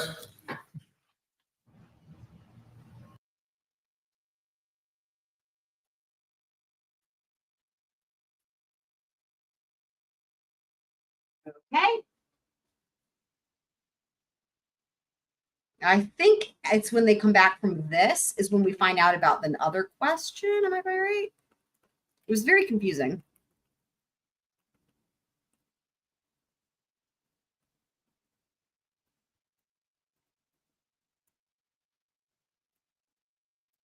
What do you mean, Kim?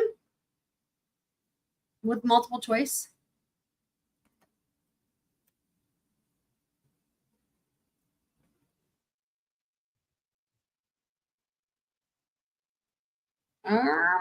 The fan. Okay, we can go further ahead. She said 5 minutes, but you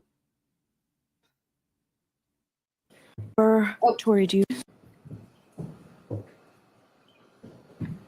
Love it. All right. Court is in session. All right, so we can bring the jurors over. Tori, do you have those? So Tony will take those. All right, so. All right, so I'll take, thank you. Oh, yeah, to put a guilty, not guilty, right. When you say multiple choice, I don't know what you're referencing, like, oh, you're saying, right. Yeah, I see what you're saying.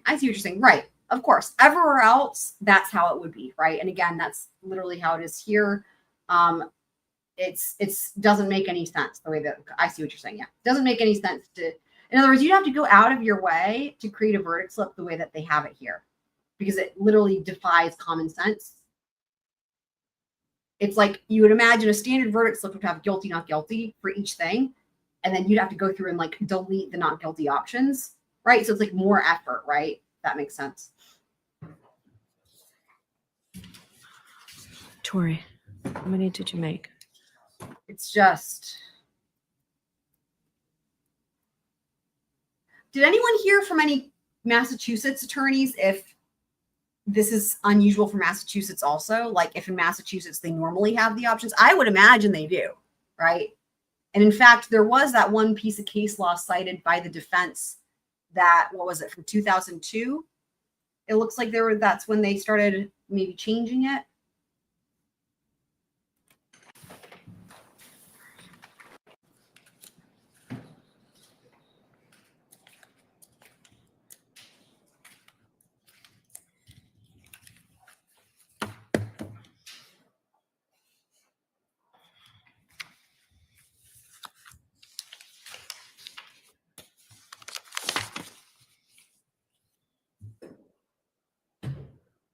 They're reading everything.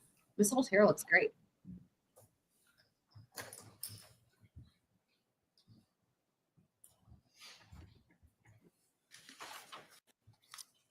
I mean, this doesn't surprise me. I'm just curious about the verdict form specifically in Massachusetts. But again, I answered my own question, remembering that case law cited by the defense. That would make it seem like this has not been the norm since 2002 in Massachusetts. Oh, wait, what? Oh, the jury's in. Okay. When it's back in session, you may be seated. All right, jurors, we're in receipt of your question. We've been working on making sure that the answers we give you are the right ones, so it's taken us a while. So the first question, what is the time frame for the OUI charge? Offense 002, Section 5, OUI at 12:45 or OUI at 5 a.m.? The answer to that question is that you folks have all the evidence. And remember, it's only you who decide the facts in this case. All right, that's the answer to that question. You are the fact finders. The second question, are video clips of Karen's interviews evidence? How can we consider them? Yes, the videos are evidence. You should weigh the defendant's statements in the videos as you would any other piece of evidence and give them whatever weight you deem appropriate. But first, before you may consider any such statement, you're going to have to make a preliminary determination whether it can be considered as evidence. You may not consider any such statement in your deliberations for the truth of any such statement unless, from all the evidence in the case, the Commonwealth has proven beyond a reasonable doubt that the defendant made the statement that she's alleged to have made and that she made it voluntarily, freely, and rationally. So that's the answer to that question.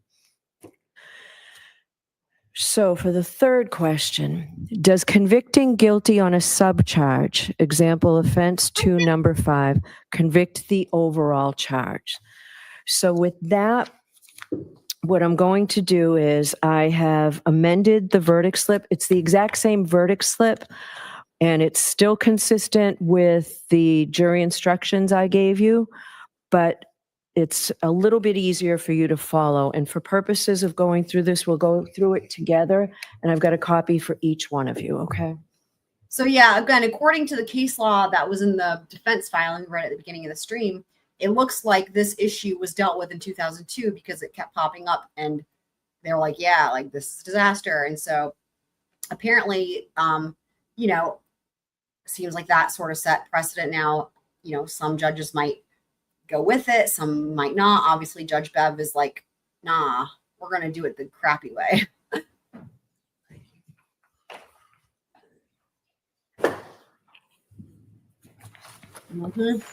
He sure was.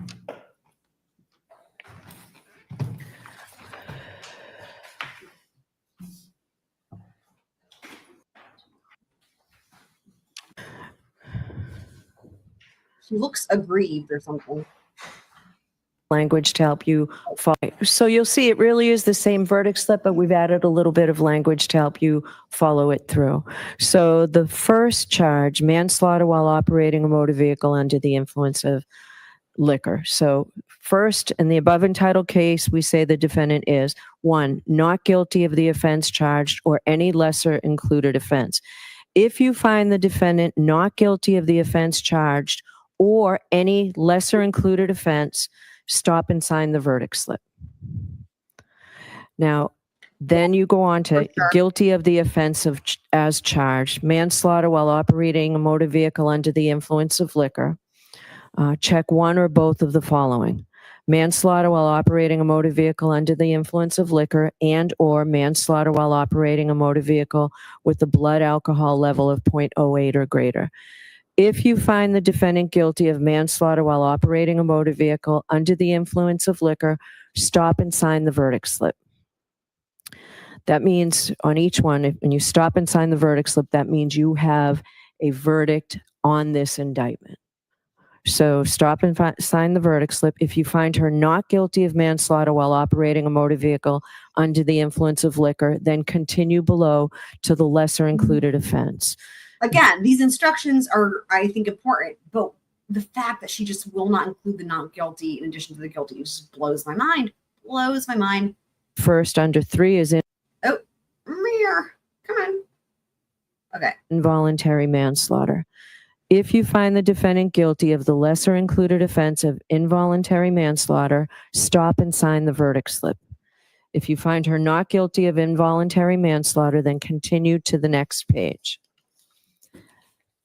Guilty of the lesser included offense of motor vehicle homicide, felony OUI liquor, and negligence. And you have to check one or both of the following.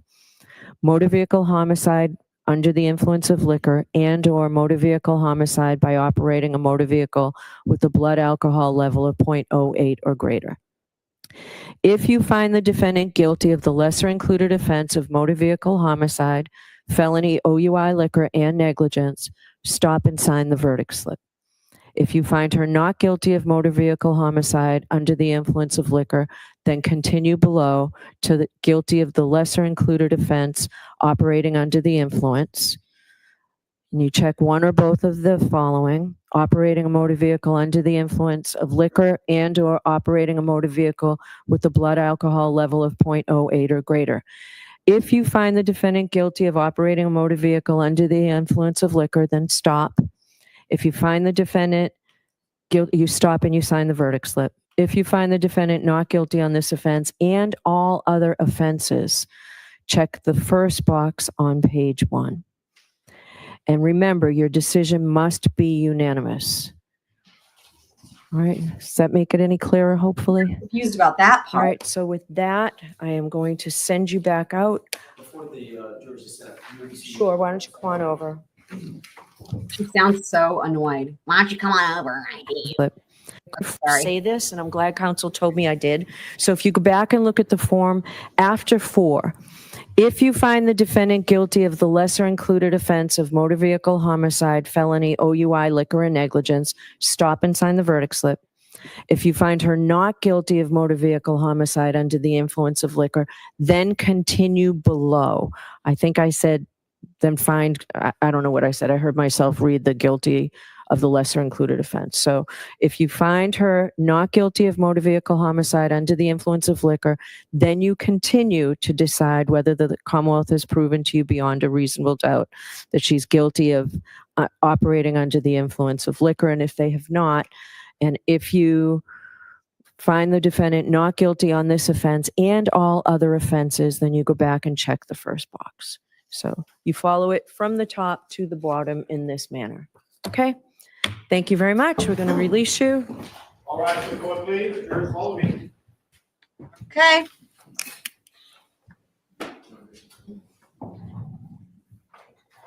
And they're back.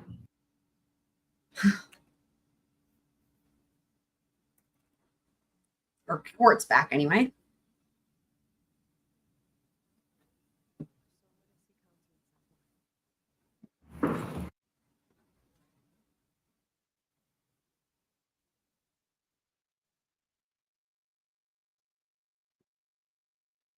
Mm-hmm.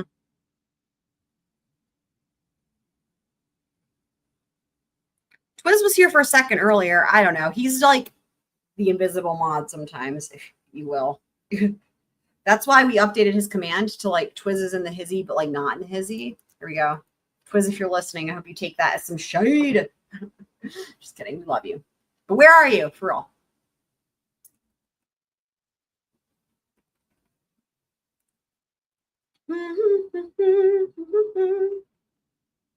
Oh, there he is. There he is. Just in the nick of time.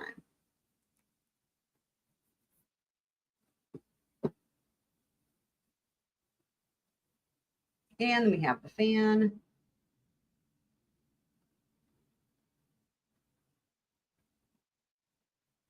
Courtroom. Why? Oh, now We they're doing that again. Okay, let me just find where the thingy will let us see where we're going. What a crazy freaking day this was, man. And I think they're back here. Reed and the defense team walked in. Complete silence in the streets of Dedham. Never have I been at a case where hundreds and hundreds of people are gathering, passionately believing in what they believe in this case, and having everyone silent at the same time. And just before that happened, one of the leaders of the movement, one of the local leaders, got up on the steps behind me to address all of the Free Karen Read movement members and explained to them and explained a message from Karen Read herself to her supporters to please, no noise.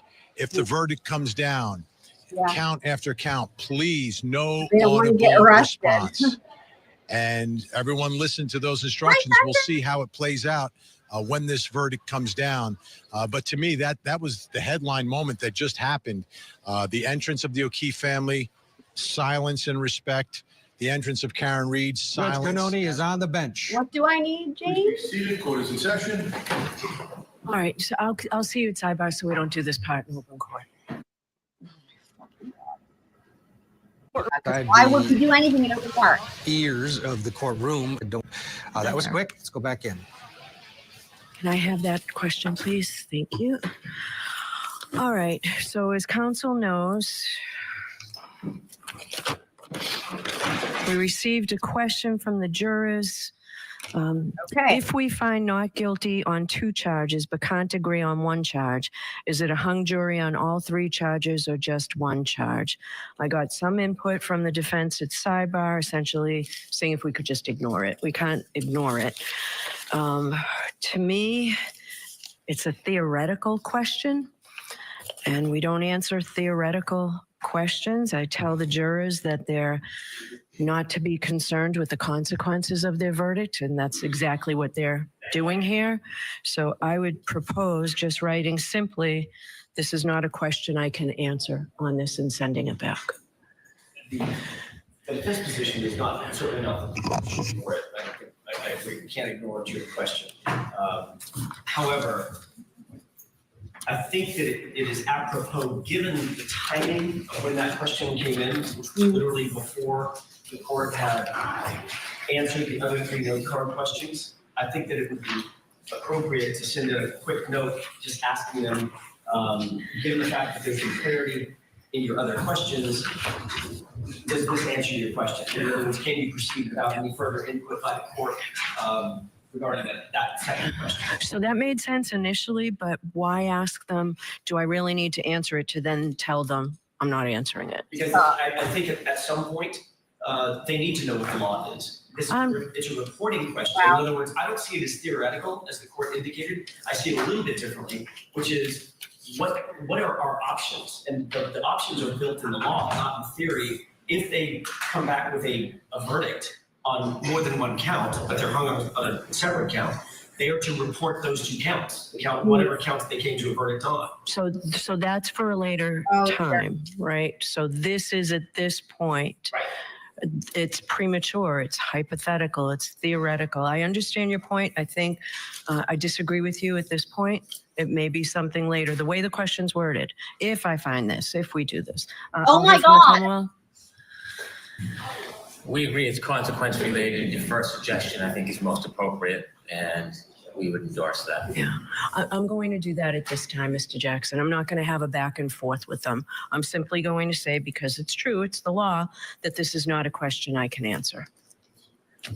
Well, I would strongly suggest that we find some other way. If that question continues to remain, then they're not going to ask that question. I don't think the court can say, or should say, I can't answer the question, because the court can answer that question. Yeah. The court absolutely can answer it. I would simply say, this question is not before the court without further information, or something like that. Not the court can't answer that question, because if that question remains in their minds, we're going to end up in the exact same position that we were in last year. There are other steps that can be taken to perhaps prevent that. Whatever those steps are, I think the first. Like what, Bev? You leaving early to go chug some White Claws and I mean, you guys. This is infuriating. Step down the wrong path is to say, throw our hands up and say, well, we can't answer that question. Well, we know we can answer that. So I don't know if I want to put you in an uncomfortable position, Christine Eddy. I'm inclined to answer the question the way I stated. 2 minutes to confer with counsel, John. 1 minute. How about 1 minute? You guys are What the actual fucking fuck is happening? How about 1 minute? Pardon? This to me is shocking that they asked for 2 minutes because they should be allowed to have whatever time. After what happened last year, right? And they were rushed through this whole thing and then they didn't get to fully, dude, they should have asked for half an hour or an hour or whatever time, but 2 minutes. And then she's like 1 minute when she's fucking God only knows how late to court every day. I can't. position. Ms. Giannetti, I'm inclined to answer the question the way I stated. Could we have 2 minutes to confer with counsel, Your Honor? 1 minute. How about 1 minute? You I guys, mean, it's like, how does she get worse? Honestly, are 10 minutes late. We just need 1 minute. Thank you. 10 minutes late. Are you fucking kidding me? Disgusting. How late were you to court, Bev, today? 45 minutes, hour and a half? I don't even want to know.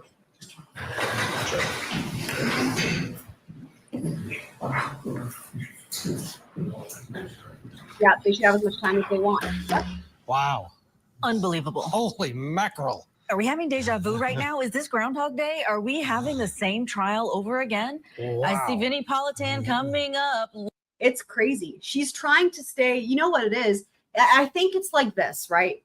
Clearly she's being proved wrong again. Clearly her verdict forms aren't working. Clearly her jury instructions aren't clear. Because why? Same issues as last time. Essentially, I think what's happening is this. She's realizing that there's no way that you can't admit that the defense is right about these verdict slips and that the verdict slips are completely unfair. They're biased. They're confusing. And there's literally no way to justify keeping them that way. And she can't hide behind it. It's just so obvious, right? It's like it literally the deja vu of it all. And I think that in order to try to feel like she's maintaining some sort of semblance of control or like she's still in charge and or to just and to like, you know, the whole. So now it's like, you know, switching the thing, right? Away from the verdict forms. And it's like, oh, you can have 1 minute, not 2 minutes. Just hung on one. Are we hung on the same thing? Why can't the judge answer that? I don't understand it. This is now insanity at this point. This is like we're back to ground zero where we were at the end of the last trial. All the controversy about the jury not understanding that they can return a verdict on a charge. They don't have to return a verdict on all. Happy Annie says at the end of the day, she gutsies herself up with fresh lipstick, etc. Yeah, that's exactly it, isn't it? That's exactly it, isn't it? Disgusting. All three. If they're hung on one and they've reached a verdict on two, that is a verdict. To not answer the question, why don't you want the jury to know? It's hypothetical. Well, hypothetically, they don't know what they're doing. He's so mad, and I don't love understand because the instructions are not clear. I am here for this right now. Reach a verdict on two, that is a verdict. Get it, Vinny. To not answer the question, why don't you want the jury to know? It's hypothetical. Well, hypothetically, they don't know what they're doing. Yes, they don't understand because the instructions are not clear. Going back to court. Talking again. Going back to court. They're like, Vinny's so mad at these. That is so funny. I That we love not Mad answer the Vinny. question this time. I would simply ask that the court I answer know, the right? question as you suggested just now in open court. It's premature to address this question at this time. No. What do you say, Mr. Brennan? My That's what you response said. was this is not a question I can answer for the reasons I stated. It's theoretical, and we tell jurors that they cannot be concerned with the consequences of their verdict. And that's exactly what you would be asking me to endorse. What's the Commonwealth's position on the proposed? I agree with your first suggestion. Yeah, I'm going to send it in like this. Your objection's noted. Your Honor, if I could make my And then the click of the pen. Listen to how loud that click of the pen is. Oh my God. They could make a Disney villain out of her, man. Of course. What's the Commonwealth's position on the proposed? Oh, wait. I forgot. They already did. And we have custom emojis for that y'all can put in the chat if you guys remembers. I forgot about that. I agree with your first suggestion. Yeah, I'm going to send it in like this. Your objection's noted. Your Honor, if I could make my record a little bit clearer, the court's She's not even looking up. She's not even looking up.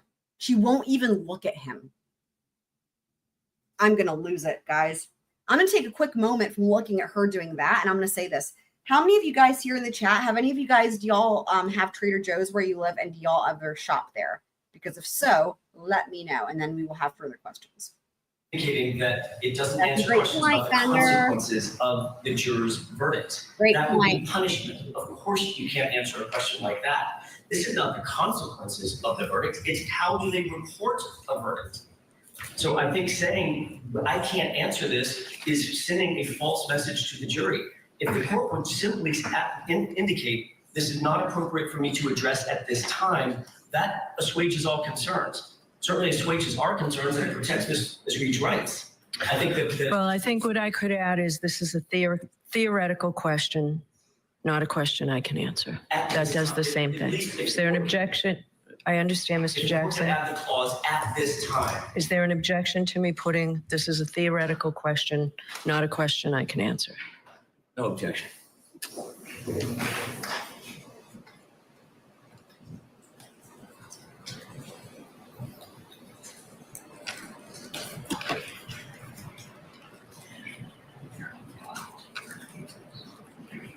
I'm to finish writing, but at this point, that is over our objection. I understand. I just want to make sure the record is absolutely clear. That's Oh my God, you know what this reminds me of? This reminds me of her other recent outburst when she got mad because they were discussing, which they are supposed to do. And she's like, well, since you're not listening, right? What was that, on Thursday? Wednesday or Thursday? Remember that whole temper tantrum? And then that was when she completely did a 180 on that curative instruction. That's what she's doing again. An obstinate fucking teenager at best. At best. Putting this is a theoretical question, not a question I can answer. No objection.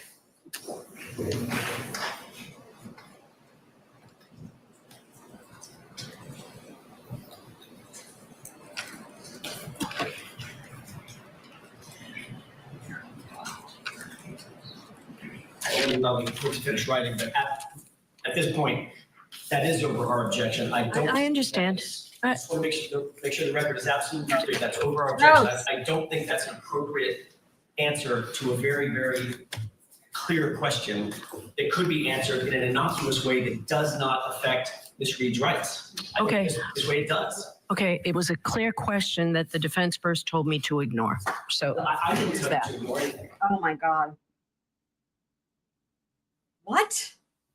What is she talking about, guys? This doesn't feel right. This feels like she's... See, this part I hadn't heard from today. What is going on here? Why does it feel like she's doing something here? Like strategic with this. I'm to finish writing, but at this point, that is over our I'm objection. inspired. I understand. I just want to make sure the record is absolutely clear. That's over our objection. I don't think that's an appropriate answer to a very, very clear question that could be answered in an innocuous way that does not affect Ms. Reed's rights. I think Okay. this way it does. Okay, it was a clear question that the defense first told me to ignore. So I didn't is tell that. you to ignore anything, Your Honor. All right, we are all set. So let's send this in, please. Oh, I'm gonna lose it, guys. I might have to have a cough drop. Fender says it's sad that I believe AJ over Bev.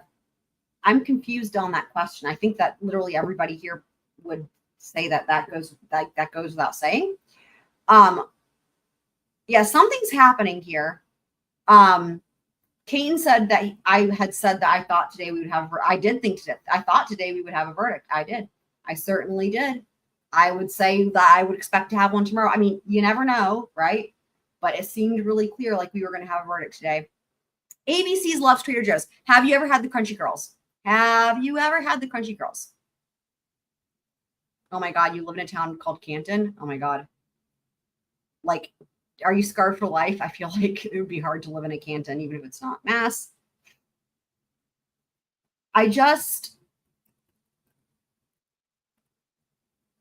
She's not giving up. It's like we're in the home stretch. The jury wants, it's like here's the sense that I'm getting. It's like the jury wanted to return a verdict, but they're like, how do we do it? How do we do it? Help us. We want to return a verdict. How do we do it? We don't understand. And she's like procrastinating or like filibustering or whatever to them being able to render a verdict, like treading water in hopes that they'll have enough like stumbling blocks, you know what I mean, along the way to where they just can't render a verdict. It's like,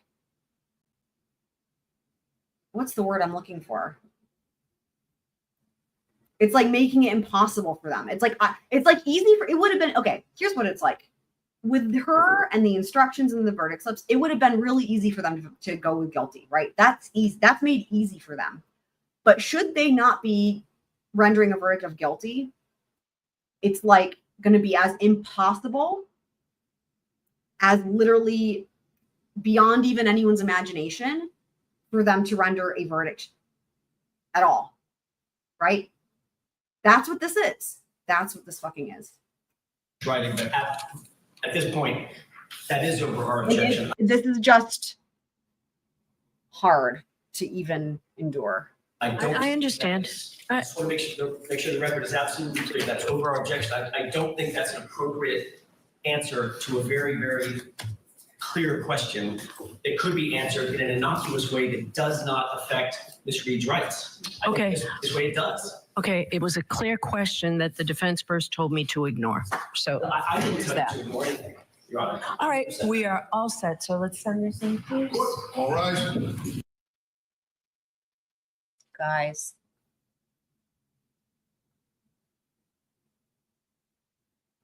Unbelievable. Unfucking believable. It literally is like deja vu or Groundhog Day, right? From last year, where it's like, here we are. And it's like, the other thing, it's like the pinnacle, right? Just like with last year, what's the similarity? You've had already a number of questions. I know that these are being read out of order or what have you, but still in terms of how she's orchestrating, right? Like how Bev is orchestrating the order of these questions. She's doing this on purpose. And it's like, you're getting to that pinnacle, like the high point of this whole thing, right? Where it's the most critical moment. And just like last time, just shutting them down. She's got her own agenda. It's a clear question that the defense first told me to ignore. So I didn't there's tell that. you to ignore anything, Your Honor. All right, we are all set. So let's send this in, please. All right. Go back live. Did anyone say they'd ever had crunchy curls? I can't. I need, and like, crunchy curls are nice to think about when you can't think about Judge Bev. Oh my God.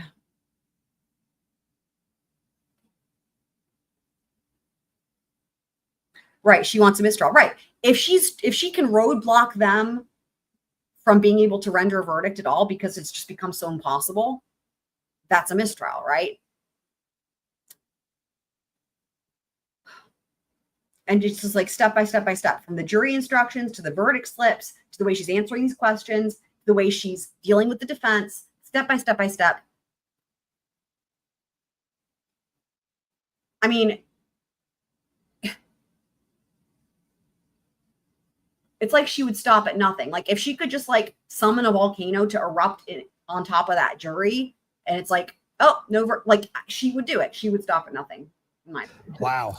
This is insane. The jury asks, if we find not guilty on 2 charges, but can't reach a verdict on a 3rd charge, does it mean it's a complete mistrial? Why No. are we using the term partial verdict? We just saw this play out on a national stage in the Harvey Weinstein trial. Yeah. The jurors actually returned a verdict. They found him guilty and not guilty on 2 charges, and they went back to deliberate more on a 3rd charge. So Kim's asking a great question. What benefits would a mistrial give Bev? A number of them. First of all, she's not acquitted. She does not want Karen acquitted, right? She does not want Karen acquitted. Second of all, if the jury's hung, the Commonwealth can bring forth charges for round 3 and have another go. and there's still a possibility she can get convicted. Those are the two main things. Which ultimately they were hung on. We've seen this play out, so I'm not understanding why that can't happen here. Insanity. Let's get to Vinny. He's shaking his head. Help us, Vinny. What? Yeah, he's at a loss. He's at a loss. This is a sad, you guys, how many, in the course of following this case, there's been a lot of sad days for justice, haven't there? And this is just yet another one. And somehow, in this case, these sad days for justice somehow manage to outdo themselves, with each one somehow being sadder than the last. What's going on there? I'm at a loss. I'm at a loss as to us too. why this is so hard. That's what she said. This is not hard. That's what she said. The jury doesn't understand what a partial verdict is. That's what they're asking. They're asking, can we return a verdict on a single charge, or do we have to return a verdict on all 3 charges? That's what it is. The judge is saying it's hypothetical. That could be semantics. That could be just the way they're asking. For real. Like, people speak differently. Like if we're not guilty on 2 of these charges, and we're hung on the 3rd, it could be semantics. Like, let the jury, we all know what the jury's problem is here. Thank you, Benny. Don't know if they have to return a verdict on all 3 for it to be a verdict. It was the same thing with the first jury, if you believe the people who came forward and filled out affidavits and spoke to me on the air. I don't understand how we can be in the same exact place without providing, what were we talking about? Clarity. These are 12 people who have never tried a case. These are 12 people who maybe never picked up a law book. These are 12 people who, God forbid, never watched court TV. My goodness. Who got through Give the them some selection instructions. process in a case that had intense media coverage. So, of course, inherently, you would think that these people don't know the system. Vinny, are people reacting in a way that, we just heard, sorry about that. We do have to get to a break. I've got to ask you a question about whether people see these not guilties as actual not guilties. Let's get to a break. We will check back in with Vinny after this. Stay with us. Tonight on Closing Arguments, it's the retrial of the century, and we're live from Dedham with all the verdict watch. What does court TV have to do with anything?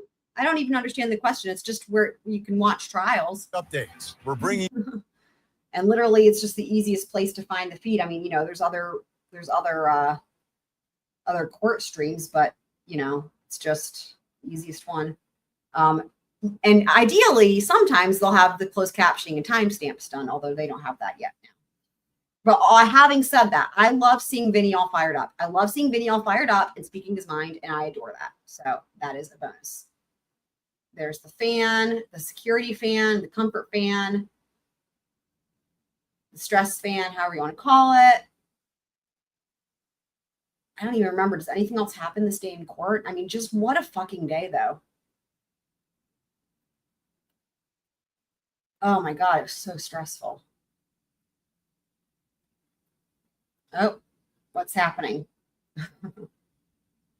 The fan, I think, is that it? Is that it, guys? Oh, wait. Oh, here she is. There she is, the evil one.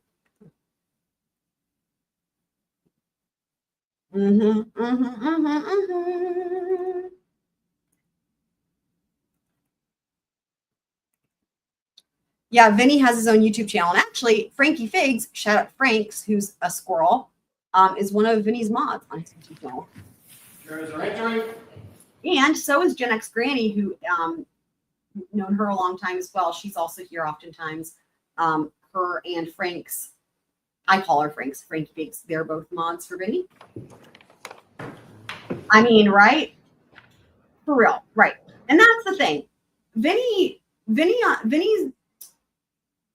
has to, in my opinion, I think, tailor his commentary, as it were, in order to have the platform, right? I mean, he's been, on court TV for like decades or whatever, But I've always gotten the sense that Vinny speaking his mind he's a good head on his shoulders. And I love his enthusiasm and his passion, as I'm sure you guys aren't surprised by. I love that he gets excited like a little kid, because I get the same way about the law, except for when I'm mad because of this lady right here.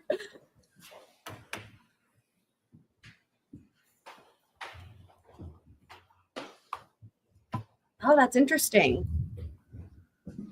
That is interesting. Kelly says, I do hear, and I was watching with clients all day when Bev shamed them for being 10 minutes late and wanted to do a 2-minute recess. I yelled out, fuck you, Bev.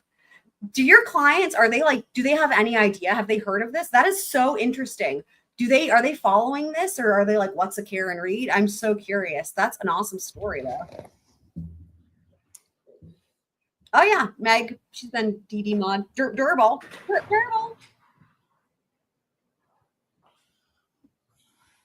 Put us back in session in 80 seated. All right, jurors, I know you want to go home, so No, it's we're not been a gonna long imagine. day for everybody.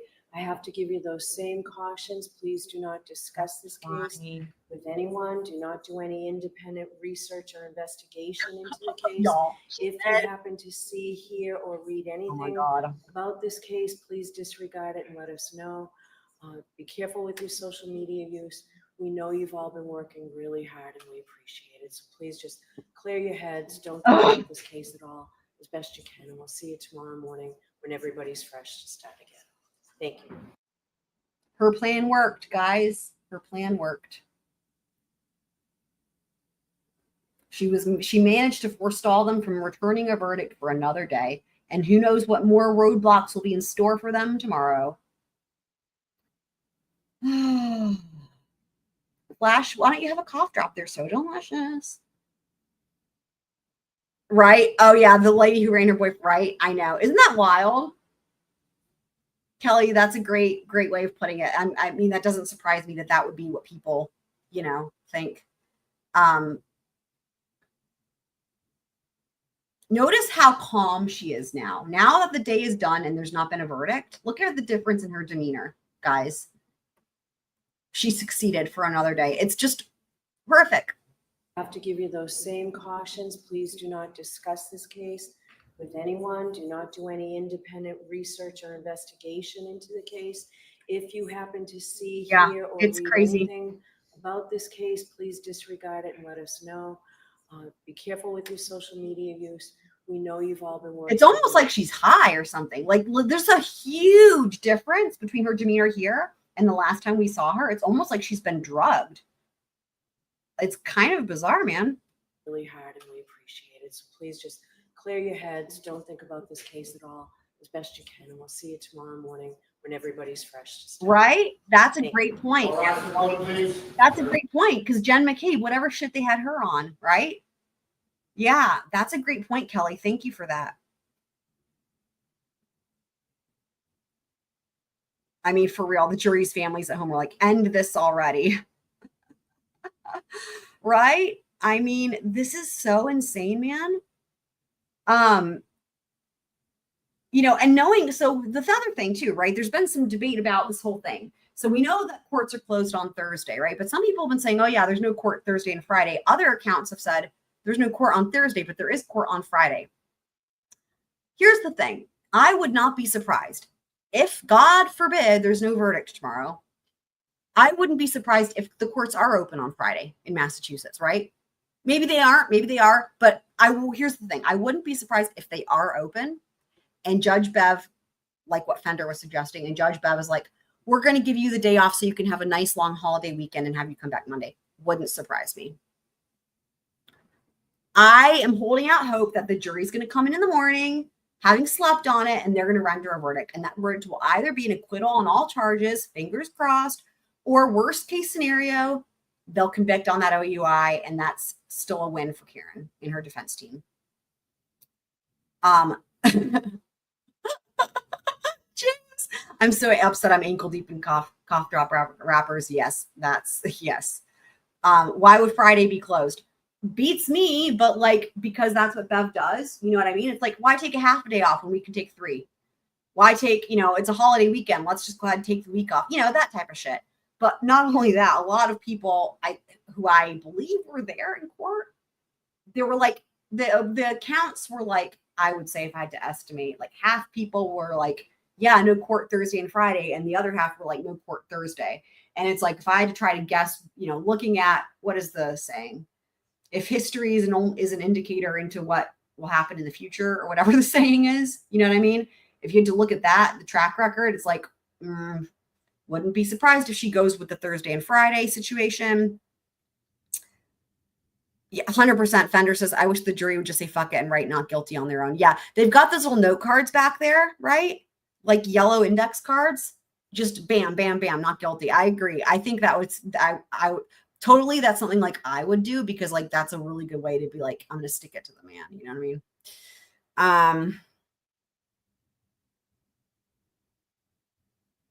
I mean? Yeah. Or just, it's just, every time there's another delay like this, right? It's part of her tactic.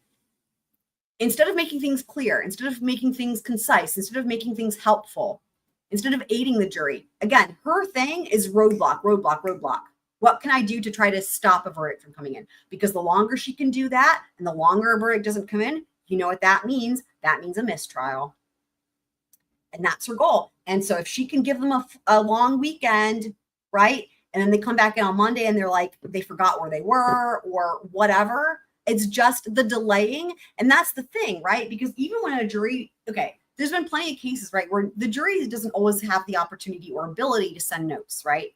There's been other cases where there's a hung jury, but the jury doesn't write a note saying we're hung, right? What it is they look at how much time has elapsed. In other words, the jury's been back there for X amount of time, right?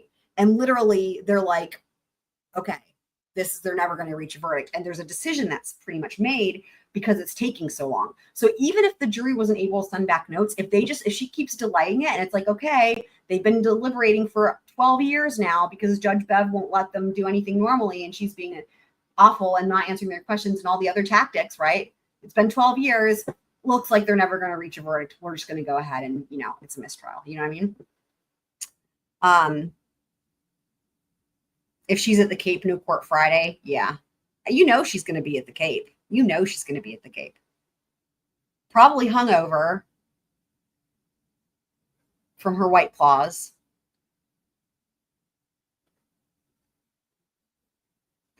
Kim very astutely saying it's unbelievable the level of distrust everyone has for her. It is, right? It really is. It is. It's a lot. And everybody agrees. Bev has pickleball on Friday. That's funny.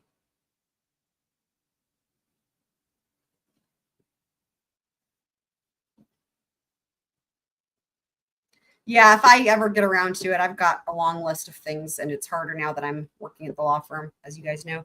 Although in a great way, because it is a dream come true. Oh yeah, too many damn half days. Tell me about it, right? The half days. Yeah. Blech. She bickered about 1 minute. Yeah, I know, right, guys?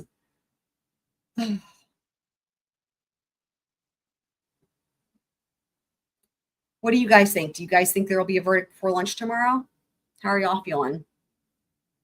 Oh, by the way, I know tomorrow there's the hearing for Koberger, and I'm, obviously I've not been able to do, I can't, I mean, unless I could clone myself, right? So I, it's almost like life is kind of on pause, right? Until this freaking verdict comes in. But I know that there's going to be lots of people streaming anyway. Of course, when the hearing happens, I'll be at work. So anyway, depending on what happens with Karen Reed, we might end up doing that hearing over the weekend. It's just again, depends. Or maybe we'll do it on Thursday since there's no court. And we will get caught up on the documents. I was trying to pull them up today. And for some reason, the Idaho Judicial Cases of Interest page thing was not loading. Have any of you guys had that trouble today? It was giving a weird error code thing that I've never seen before. And it was for like the case summary as well as every individual filing that I tried to pull up. All of them were like a weird error code that I've never seen. So I don't know, maybe it's down. I mean, I know it's been down before, so I don't know if that's what it is. But apparently I know the hearing tomorrow, though, is going to be on the motion to continue and the defense making a showing for the alternative perpetrator evidence. Verdict before lunch. Well, I'll be able to cover it regardless because I'll be at the law firm. But I know that everybody wants a verdict before lunch for so many reasons, right? I mean, it would be hard for anyone who is watching the hearing live. Like if there's not a verdict, it's going to be like, ugh, my brain. Happy Annie says, I don't know when tomorrow, but my bet is definitely tomorrow.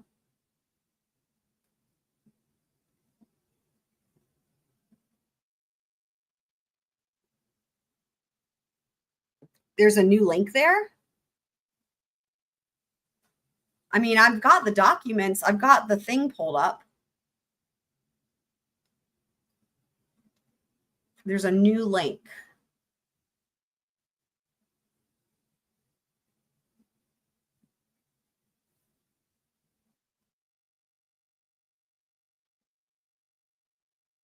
I have no idea.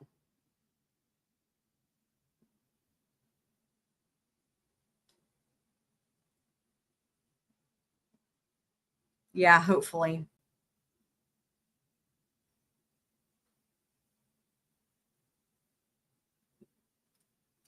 I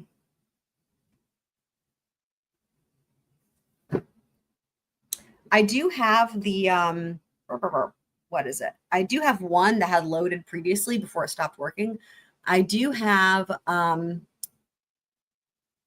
the state's opposition to the defendant's motion to continue. I haven't looked at it yet, but I do have that one because I'd opened that one before the links quit working.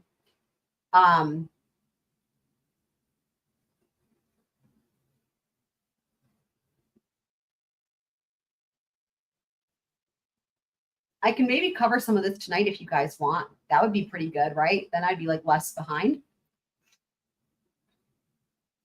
Get yourself some cough drops, Flash.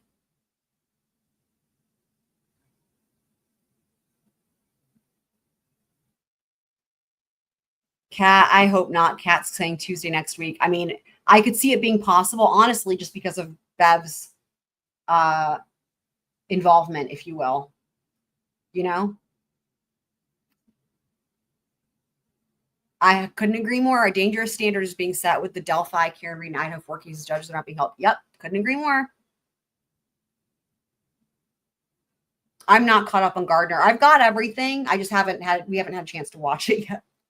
But I've got everything. I've got everything. And I don't worry, I haven't forgotten about Lori's trial as well. I've got all these things like, you know, I've got everything in folders and I've got everything lined up and I've got all these streams set up. It's just a matter of having time to actually have them. And again, also divide our brains because the Karen Reed, I mean, it's just taking all of the brain right now, at least, you know? So if you guys want, what I can do is just get a stream set up and we could go through some of this for Koberger, the state's opposition, just because I have that one that worked. And they're going to be arguing this tomorrow.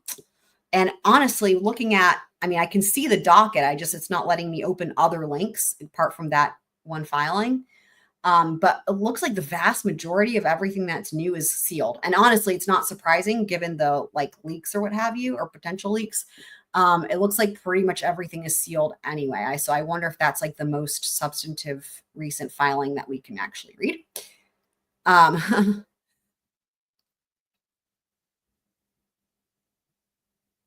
I know, right? Well, it's like, depending on the rain, because we've been having these like monsoons, like I'm leaving the house at like 7:30. And if it's good weather and just rush hour, I get back at like 7 probably. But like if it's like monsoon rain and on top of the rush hour, then it's like closer to 7:45 or 8. What time is the hearing tomorrow? I guarantee you that Twiz and Kane know, although you'll have to adjust for the time. Kane is in our time zone, though. So go with what Kane says, not Twiz. If anyone does numbers, ask Heather. Heather, are you listening? I mean, she might. She might. There's also, who else is it? Trisha, Echoes of Clarity, if you're listening. I think she does stuff with numbers. I don't know what you mean. Oh, I see. I have no idea. I have no idea what he's done.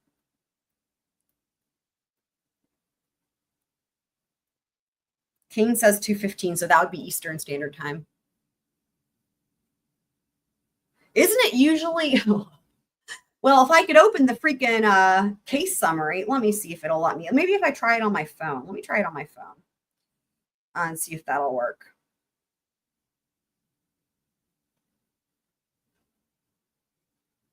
So it says, okay, here's what it says. I can open this on my phone. 12:30 p.m. It says the hearing is scheduled. It says the motion to continue is not sealed and the motion with the alternate perpetrators is sealed. The way that this looks, it looks like the motion to continue will be first, although you never know, he could switch them.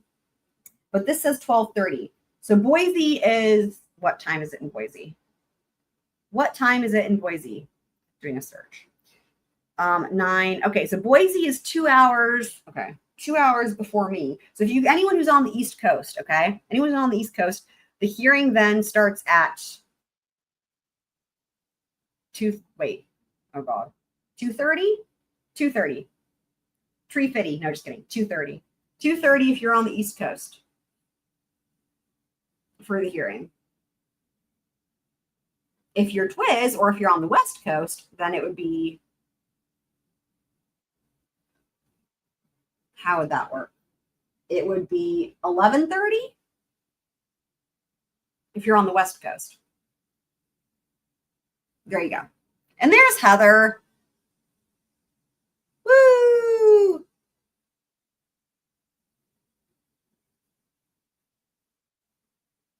Am I switching to BK at some point? I'm not going to redirect because I have to set up the stream.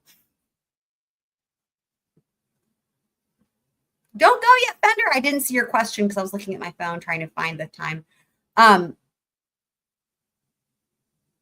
Oh, but y'all are talking about it in the chat. So for anyone who doesn't know, Fender has completely managed to avoid BK altogether, completely. Shout out to Fender and props for that, because her plan is to come in like as a juror, knowing as next to nothing as possible. So shout out to Fender for that, in case anyone's wondering. We love Fender. And don't even ask me to try to figure out what time anything would be in India, because I can't possibly do that.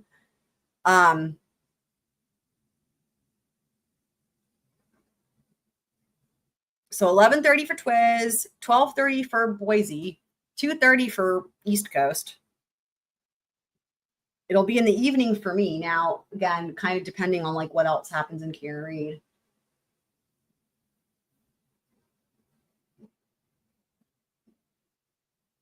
Twiz is like, that's easy. I know what time it is. Well, not so fast, because there's a funny thing about the half an hour there. And I think she's gone, so she can't explain it, because they also have a thing where sometimes it's like not even. It can be like a half an hour, like whatever it is.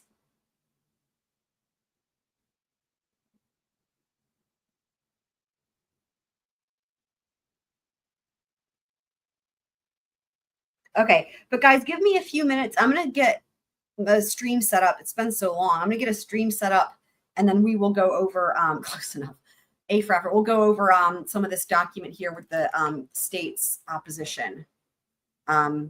So give me just a few,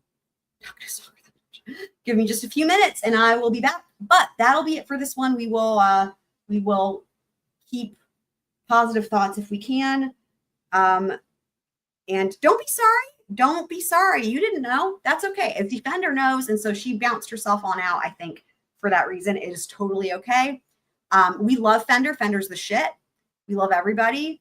And so now we all can celebrate the fact, because that's quite an endeavor. And I love that she is making that choice. You know, I think that's super fucking cool. Fender's awesome. So, I mean, it doesn't surprise me. But yeah. Okay, Flash, we'll see you later. And anyone that wants to tune in for that document here, I'll be back. We can be back with each other here shortly. But yeah, we will, we'll get through it together. If you're guys, for anyone who is, throat hurts, try some cough drops. And for anyone who's near a Trader Joe's, next time they're open and you're near one, pick yourself up some crunchy curls. They're the best. And, love you guys. And yeah, hopefully tomorrow we'll be celebrating a verdict. But yeah, I'll be back here shortly once I get the stream set up. But for now, squirrel out.